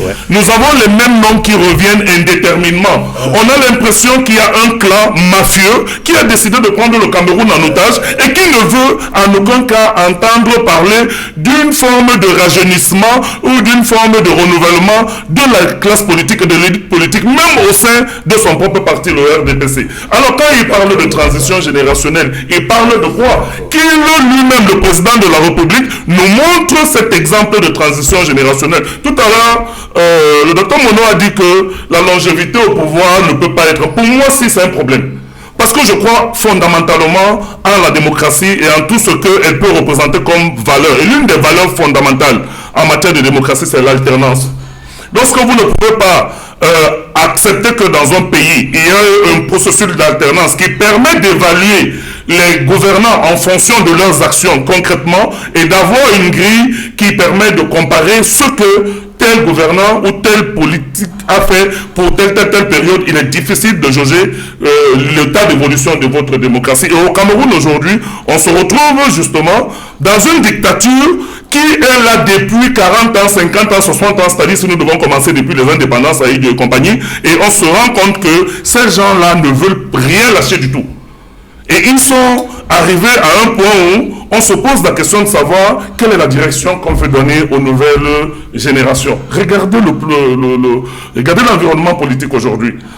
On arrête des gens, on les traduit au tribunal militaire, souvent ils ne sont même pas jugés, on les jette dans des prisons infectes et des gens qui sont là juste pour avoir exprimé une opinion qui est contraire à celle du système en place et du parti qui est défendu par le président de la République. Et ça nous pose un problème clair. Il n'y a aucune transition générationnelle qui est ni en vue ni projetée par ces gens parce que si c'est le cas, ils doivent prôner par l'exemple. Il faudrait que nous sachions que dans un gouvernement de la République, on peut avoir les Macron 35 ans ministre de l'économie, 40 ans président de la République. Il faut qu'on sache que quand on regarde les exemples dans le monde entier, ce renouvellement de la classe politique est un facteur important qui permet de pouvoir aboutir à des situations où on peut jauger l'évolution des sociétés. Parce qu'aujourd'hui, c'est de ça qu'il est question. Quand vous mettez autant de temps au pouvoir, vous êtes même sous l'emprise de l'usure du pouvoir. Et je pense que ces gens sont usés par le pouvoir. Qu'est-ce qu'on peut encore attendre des personnes qui ont passé 40 ans, 50 ans dans la haute administration? Même sur le plan de la créativité, sur le plan de ce qu'on peut apporter comme nouvelles idées ou nouvelles visions, qu'est-ce que ce genre de personnes peuvent encore apporter dans notre pays? En dehors des discours, les mêmes discours chaque année, mais qui ne sont traduits des faits à aucun moment dans la vie des Camerounais. Et c'est ça qui nous interroge. Parce que les Camerounais, dans leur immense majorité, vivent dans la souffrance. Parce qu'ils s'interrogent sur leur lendemain et sur leur devenir. Et ceux qui osent descendre dans la rue, exercer leurs droits constitutionnels et dire que non, nous ne sommes pas d'accord, on les traîne dans des tribunaux militaires pour insurrection, hostilité à la patrie et j'en sais pas toutes les infractions qu'on essaye de coller justement à cette fameuse loi sur le terrorisme qui en réalité n'a rien à voir avec les personnes pour lesquelles nous nous retrouvons très souvent dans les tribunaux, dans les géologues de l'État du Cameroun. Donc voilà le problème dans ce pays. Il n'y a pas une volonté politique à pouvoir donner la possibilité aux jeunes et aux femmes d'exercer. Nous au MRC, je vais vous dire la vérité, quand vous regardez le directoire national du MRC aujourd'hui, il est à 90% composé de jeunes. À 90%, je vous le dis. Mais qui portent tous des pistes. Je dis, ils sont à 90% composés. Oui, mais qui portent le premier vice-président, Mamadou Moussa, et la plupart des secrétaires nationaux. C'est déjà cela. Dans le comité central dans lequel M. Nyandine se retrouve, ils me disent combien de trentenaires ou de quarantenaires il y a au sein du comité central. Moi, je suis en... Il n'y en a pas beaucoup. Et c'est ça le problème. Toujours toujours en train de dire et de pointer du doigt le MRC et autre chose. Moi, j'ai écouté le discours du président de la République. Je l'ai dit plus haut tout à l'heure. Quand il parle des propagateurs de la haine, quand il parle des démons, il parle de qui? Juste parce que les Camerounais ne sont pas d'accord avec sa gouvernance, c'est pour ça qu'ils sont devenus des démons? Non, nous sommes des Camerounais. Et nous sommes même plus patriotes que la plupart de ces personnes qui pillent les caisses de l'État, qui s'enrichissent de manière indue sur le dos du contribuable national. Et c'est ça la réalité dans ce pays. Il faudrait que les Camerounais comprennent que, et surtout ceux qui nous gouvernent, que le Cameroun n'est pas leur patrimoine. Le Cameroun est le pays qui appartient aux citoyens camerounais et que nous devons militer et encourager l'égale accessibilité aux fonctions de l'État ou aux différentes possibilités que nous offre notre pays. Et si le président de la République, en tant que chef de l'État, pas président de son clan politique, ne peut pas lui-même tenir un discours qui soit un discours facteur de rassemblement, facteur d'apaisement. Ça fait des années qu'on appelle à un dialogue politique dans ce pays pour pouvoir apaiser les esprits et essayer de voir comment on peut donner une nouvelle direction à notre pays. Mais son clan est dans le mépris, dans le déni, dans la dénégation permanente. Le pays va mal, ils vont vous dire que non, tout va bien à Bamenda. Tout va bien à combattre autre chose, alors que tout le monde sait que ça ne va pas bien. Ces mensonges-là, les Camerounais en ont marre. Justement, c'est pour ça que nous proposons autre chose, parce que nous pensons que si nous continuons dans cette voie, non seulement nous allons tout droit dans le mur, mais ce pays, et ce n'est dans l'intérêt de personne, ne s'en sortira pas. Justement, après vous, professeur Messanga Nyamding, oui, tous ici font le constat de ce que le processus de transition générationnelle, personne n'y croit au regard des méthodes de gestion du pouvoir de Yaoundé qui a confisqué toutes les manettes du pouvoir depuis de nombreuses années et la représentativité des jeunes et des femmes est quasi inexistante. Qu'est-ce qui explique cela? Non, ils n'ont pas confisqué tout. Il évoquait le comité central du RDPC. J'ai été le plus jeune membre du comité central, du moins l'un des plus jeunes dans le littoral et dans mon département. Vous avez des membres du comité central comme les ministres Mokoko Mbonjo, Titi Pierre, et puis Madame Ekoum, j'en passe, j'étais le plus jeune, j'avais à peine 40 ans. Et je suis membre du comité central nommé par le président. Ils ont raison sur certains points. Mais parfois, c'est les positions extrêmes où on dit tout n'a pas été fait parce que je ne peux pas venir sur votre plateau et rester dans une analyse de clan. C'est eux, malheureusement. Vous voyez, depuis que nous sommes sur ce plateau, pour eux, l'opposition n'a pas sa responsabilité. Ou lorsqu'on l'observe, depuis plusieurs années, pas son âme, c'est Yandamou Damdouya qui est à la tête de son parti. Ou lorsqu'on observe, c'est Belobouba Nagari. Si on l'observe, c'est John Frundi, etc. Non, l'opposition, c'est ni ça ni touche. C'est très bien. Tous les malheurs de ce pays, c'est Paul Biya. Mais vous êtes ridicule quand vous le dites. Parce que parfois, quand vous restez dans les analyses de clans, vous n'éclairez pas les gens et vous ne pouvez pas être des modèles dans l'analyse. Moi, je reconnais une chose. Vous savez, monsieur Noufele, j'ai été choqué un jour sous le contrôle d'Aristide Mono qui connaît ce problème. Qu'un jeune étudiant vienne me voir et me dise, professeur, j'ai terminé ma thèse. J'ai été le plus brillant en master de ma génération. Malheureusement, pour des raisons d'harcèlement sexuel, un jeune homme que je ne peux pas citer pour des raisons éthiques, mais qu'Aristide Mono connaît et que je connais, et que si vous m'autorisez, je cite, qui a finalement soutenu sa thèse parce que un collègue est venu me voir, le défunt professeur Kounou, et m'a dit, mais écoute, j'ai un enfant qui m'a vu faire quelque chose et nous nous sommes battus et on a retiré cet enfant des mains du gourou qui voulait, excusez-moi d'être un peu dur, l'enculé à l'université. Et quelqu'un d'autre a fait soutenir ce garçon qui existe et qui a finalement soutenu sa thèse de doctorat. Je prends Aristide Mono et ce monsieur qui vit encore à témoin. C'est inadmissible. Et ce que malheureusement au MRC ne comprennent pas. Je partage sur ce point bien précis l'analyse de mon collègue qui dit mais de quelle jeunesse? Regardez une jeunesse qui est parfois pire que les vieux, une vieillesse qui est pire que la jeunesse. Mais parlons du Cameroun. Regardez quand moi je vois au quotidien, je me rappelle même avec ma bonne vue, j'ai vu un jeune qui me disait Paul Biya doit partir, Paul Biya doit partir. Professeur, qu'est-ce que vous faites au RDPC? Alors ce garçon est venu dans mon bureau et joué à l'IRI. La première des choses à l'époque avec mes bronzes, je lui ai dit, mais jeune homme, bon, Paul Biya doit partir, mais qu'est-ce que vous faites avec cette pochette qui a 3 titres? Elle vous apporte quoi? J'ai même essayé d'arracher cette pochette qui est le symbole de la franc-maçonnerie. Comme il y avait une épingle là, la pochette n'est même pas tombée. Je lui ai dit, avec ça, vous allez aller où? Donc vous comprenez que lorsqu'on parle de la jeunesse, il faut faire attention parce que nulle part dans le monde, partout en France, aux États-Unis et en Angleterre, les situations n'ont été analysées en termes de parti des jeunes. Moi, je ne connais pas un parti des jeunes. Mais là où ils ont raison, parce qu'il faut... Moi, je suis rationnel, hein, et tant pis, rester dans les analyses de clan. Moi, je parle pour les Camerounais.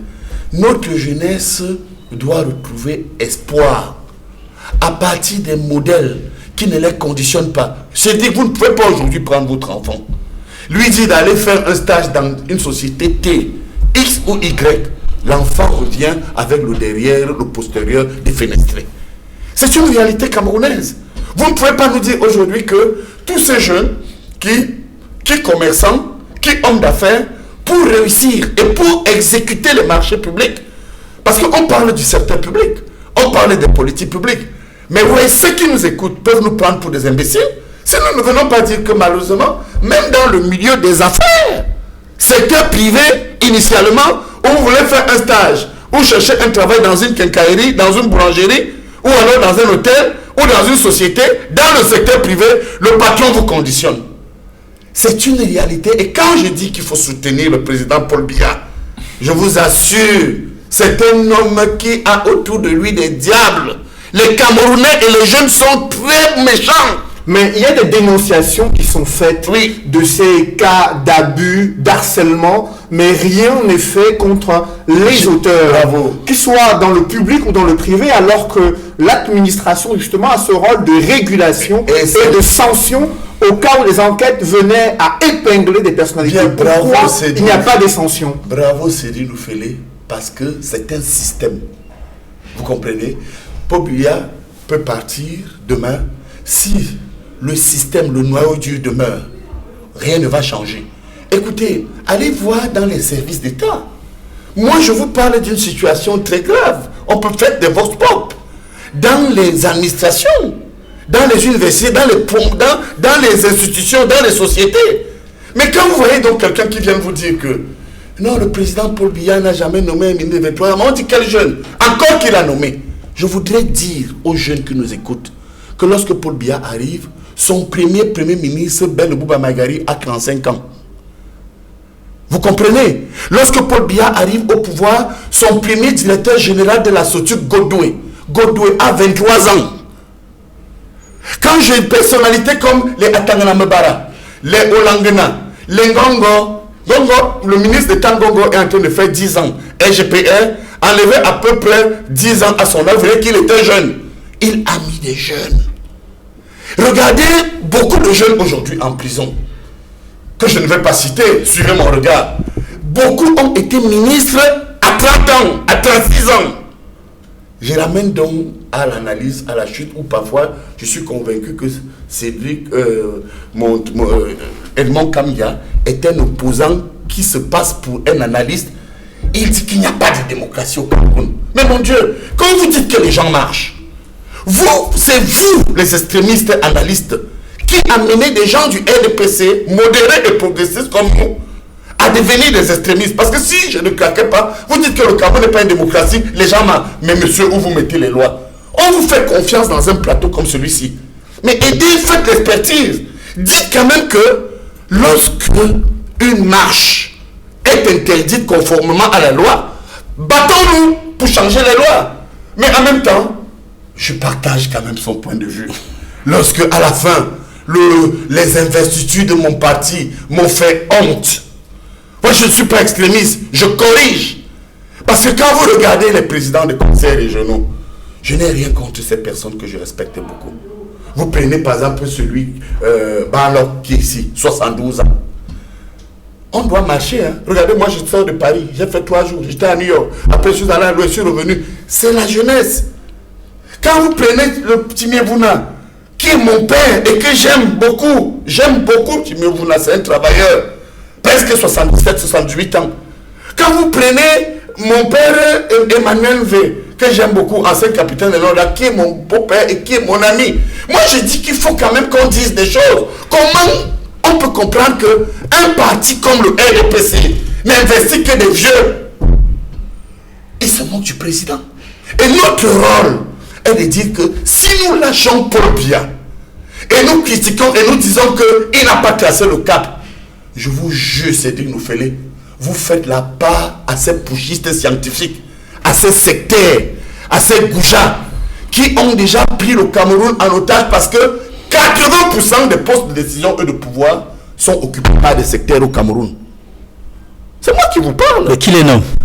Mais si vous allez chercher dans qui les nomme, vous allez mettre du sable dans mon tapioca. Parce que mon rôle est d'amener mon maître politique, celui qui a la légitimité, à voir ce qui se passe.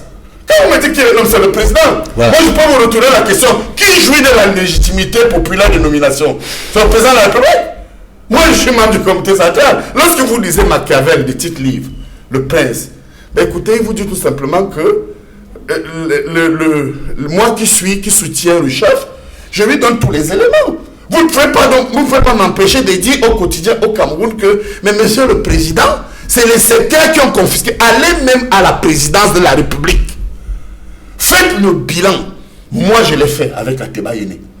Prenez les conseillers techniques, 95% sont des secteurs. On ne va pas porter atteinte à l'honorabilité des personnalités. On ne porte pas atteinte. On vous dit que quand un système conditionne la promotion des talents, ça ne peut pas marcher. C'est-à-dire, je vais vous dire quelque chose. J'ai été formé à la Sorbonne. Mon directeur de thèse de sciences politiques, Philippe Ukraine, était dans une loge. J'ai été major en thèse. On ne m'a pas demandé d'être dedans. Mon directeur de thèse de droit public à la Sorbonne, monsieur Alio Marie, il était rogantorian. Il ne m'a pas conditionné. Je voudrais aussi qu'on comprenne dans notre émission qu'ils peuvent faire ce qu'ils veulent. Qu'ils soient des sectaires ou des PD ou de tout ce qu'on peut dire, mais qu'ils ne conditionnent pas la promotion de la jeunesse. C'est ce que je dis. Tout à fait. Vous comprenez? C'est quelque chose d'important. Parce que le président de la République, qui est mon maître politique, c'est mon maître, depuis 20 ans, ça fait 30 ans. Je soutiens. Je peux dire que je suis un jeune modèle. Mais c'est quoi cette affaire où partout où les gens ont une décision, il y a des pochettes, on vous salue, on vous gratte le doigt, on vous conditionne. Il faut donc que mon maître politique comprenne que le pays, c'est pas ici. Le problème, ce n'est pas le MSC, ce n'est pas l'UPC, ce n'est pas le RDPC, ce n'est pas le parti politique. Parce qu'on finit de faire tout le boulot, mais quand on finit le boulot, les secteurs reprennent des choses. Pour ça, nous s'engagons. Est-ce que pour résoudre ces problèmes, il faudrait une alternance au sommet de l'État, une alternative en termes de leadership au sommet du Cameroun, pour qu'il y ait de nouveaux hommes, à la fois à la tête du pays, mais également au sein du sérail? C'est là où je voulais chuter. Merci, Cédric Noufélé. Vous savez, Edmond Kamga a posé le problème de la démocratie. Notre chance aujourd'hui au Cameroun, là je parle en tant que juriste et politologue, c'est que le président a réussi à mettre en place des instruments de démocratie représentative. C'est-à-dire, on a la Chambre des députés, on a le Sénat, on a le Conseil régional, on a les maires, on a même la présidence de la République. Et des instruments qui encadrent la représentation. Vous savez, on dit souvent en latin, voice populi, voice dei. C'est un atout. Et à partir de là, notre mission est demain de dire aux uns et aux autres que c'est à la fin du régime de Paul Biya, quand il partira, qu'on saura qu'il a échoué. Mais pour ma part, je suis convaincu qu'avec ces instruments, on peut bien assurer l'alternance si nous sommes éveillés. Après vous, Aristide Mono, comment on fait pour permettre à ce que des jeunes soient davantage représentés, que le leadership jeune s'affirme au Cameroun et puisse s'impliquer dans les prises de décisions qui les concernent au quotidien et pour améliorer le bien-être des populations? Je pense que la priorité devrait être la socialisation, c'est-à-dire la culture politique qui doit être développée chez les jeunes. Et les jeunes doivent comprendre le bien fondé même de l'engagement politique. Et lorsqu'on s'engage en politique, ce n'est pas forcément pour chercher le pouvoir. On peut également l'influencer. C'est pourquoi il y a des groupes d'intérêt, il y a des associations de la société civile et autres qui ne cherchent pas le pouvoir. Donc, il faut que les jeunes s'impliquent davantage au lieu de continuer à rester en fait des agents d'entretien ou alors des nettoyeurs de bancs dans des partis. il faut qu'ils s'assument et qu'ils comprennent à un moment donné que les autres ont eu à assumer les hautes fonctions de l'État à 23 ans, à 30 ans. Eux, à plus de 45 ans, ils doivent comprendre que c'est plus le moment de continuer à jouer au bébéisme. Parce qu'il y a des vieux qui ne veulent pas vieillir. Des vieux qui ne veulent pas vieillir. Il faut qu'ils vieillissent. Il faut qu'ils s'engagent davantage et éviter plus le messianisme. C'est-à-dire qu'ils confient leur destin entre les mains de quelqu'un et ils restent en retrait en téléspectateur, en spectateur, en attendant en acteur rationnel les résultats du sacrifice des autres. Il faut que des jeunes s'impliquent eux-mêmes, qu'ils ne mandatent plus les gens, qu'ils ne donnent plus des procurations, qu'ils s'engagent eux-mêmes en politique parce que les retombées sont d'abord individuelles. Après voir Aristide, Christian Massoma, quel message aux jeunes Camerounais dans ce contexte socio-économique difficile où ils font face à la fois à la crise anglophone dans le nord-ouest, sud-ouest, à la crise sanitaire et ses conséquences économiques et à une situation politique difficile pour l'émergence des jeunes dans d'autres formations politiques? Quel message? La seule chose avec laquelle je peux être d'accord avec le professeur Nyamdim sur ce plateau, c'est quand il a évoqué la résilience des jeunes Camerounais. Pas la résilience qui a été évoquée par le chef de l'État, mais la résilience de nos jeunes compatriotes face à un contexte qui est particulièrement difficile et hostile. Parce que quand nous regardons le degré de paupérisation de notre jeunesse, on a du mal à imaginer qu'une jeunesse qui n'a rien connu, c'est-à-dire une jeunesse qui a été formée dans nos universités, une jeunesse avec des diplômes et autre chose, mais qui n'a connu aucune intégration professionnelle véritable, ni dans le secteur public ou privé, mais qui malgré cette adversité et ces conditions qui sont particulièrement difficiles parce que l'État ne leur a donné aucune possibilité de pouvoir résister, continue à y croire, même avec l'absence de modèle de repère. C'est une forme de résilience maintenant. Et je vais être d'accord avec le docteur Mono, il faut que les jeunes s'impliquent, il faut que les jeunes s'engagent. Tout à fait. Il faut que les jeunes comprennent que personne ne pourra le faire à leur place. Nos luttes actuelles, nos combats actuels, c'est les combats pour le devenir commun et notamment le devenir de cette jeunesse. Ce n'est pas des combats juste parce que nous voulons avoir des postes de responsabilité. J'ai répondu à un jeune dans les réseaux sociaux qui me disait que tout ce que vous faites là, monsieur Massoma, vous pensez qu'on va vous nager. Je lui ai dit que ce que vous n'avez pas compris, c'est que bien avant même mon engagement politique, j'avais déjà occupé des postes de responsabilité importants et que je ne me suis pas engagé parce que je cherche des postes de responsabilité, mais plus parce que je pense qu'il faut changer de cap dans ce pays. Il faut que les idéaux attachés à la liberté et à la justice soient partagés par tous. Qu'un gouvernement qui a voté des lois soit un gouvernement capable de respecter ces lois-là. C'est ça la légalité républicaine. Donc nous sommes dans ce combat et il faut que les jeunes s'impliquent véritablement dans ce combat pour qu'ils garantissent un avenir meilleur. Personne ne le fera à leur place. Mesdames, messieurs, c'est la fin de cette émission. Merci à vous, Aristide Mono et Christian Massoma, d'avoir participé à ce débat. Merci également à vous, messieurs, professeur Pascal Charlemagne Moussanga Nyamding et Edmond Kamdia, d'avoir participé à ce débat. Mesdames, messieurs, c'est la fin de cette émission. Merci de l'avoir suivi et merci de rester sur Equinox Télévision.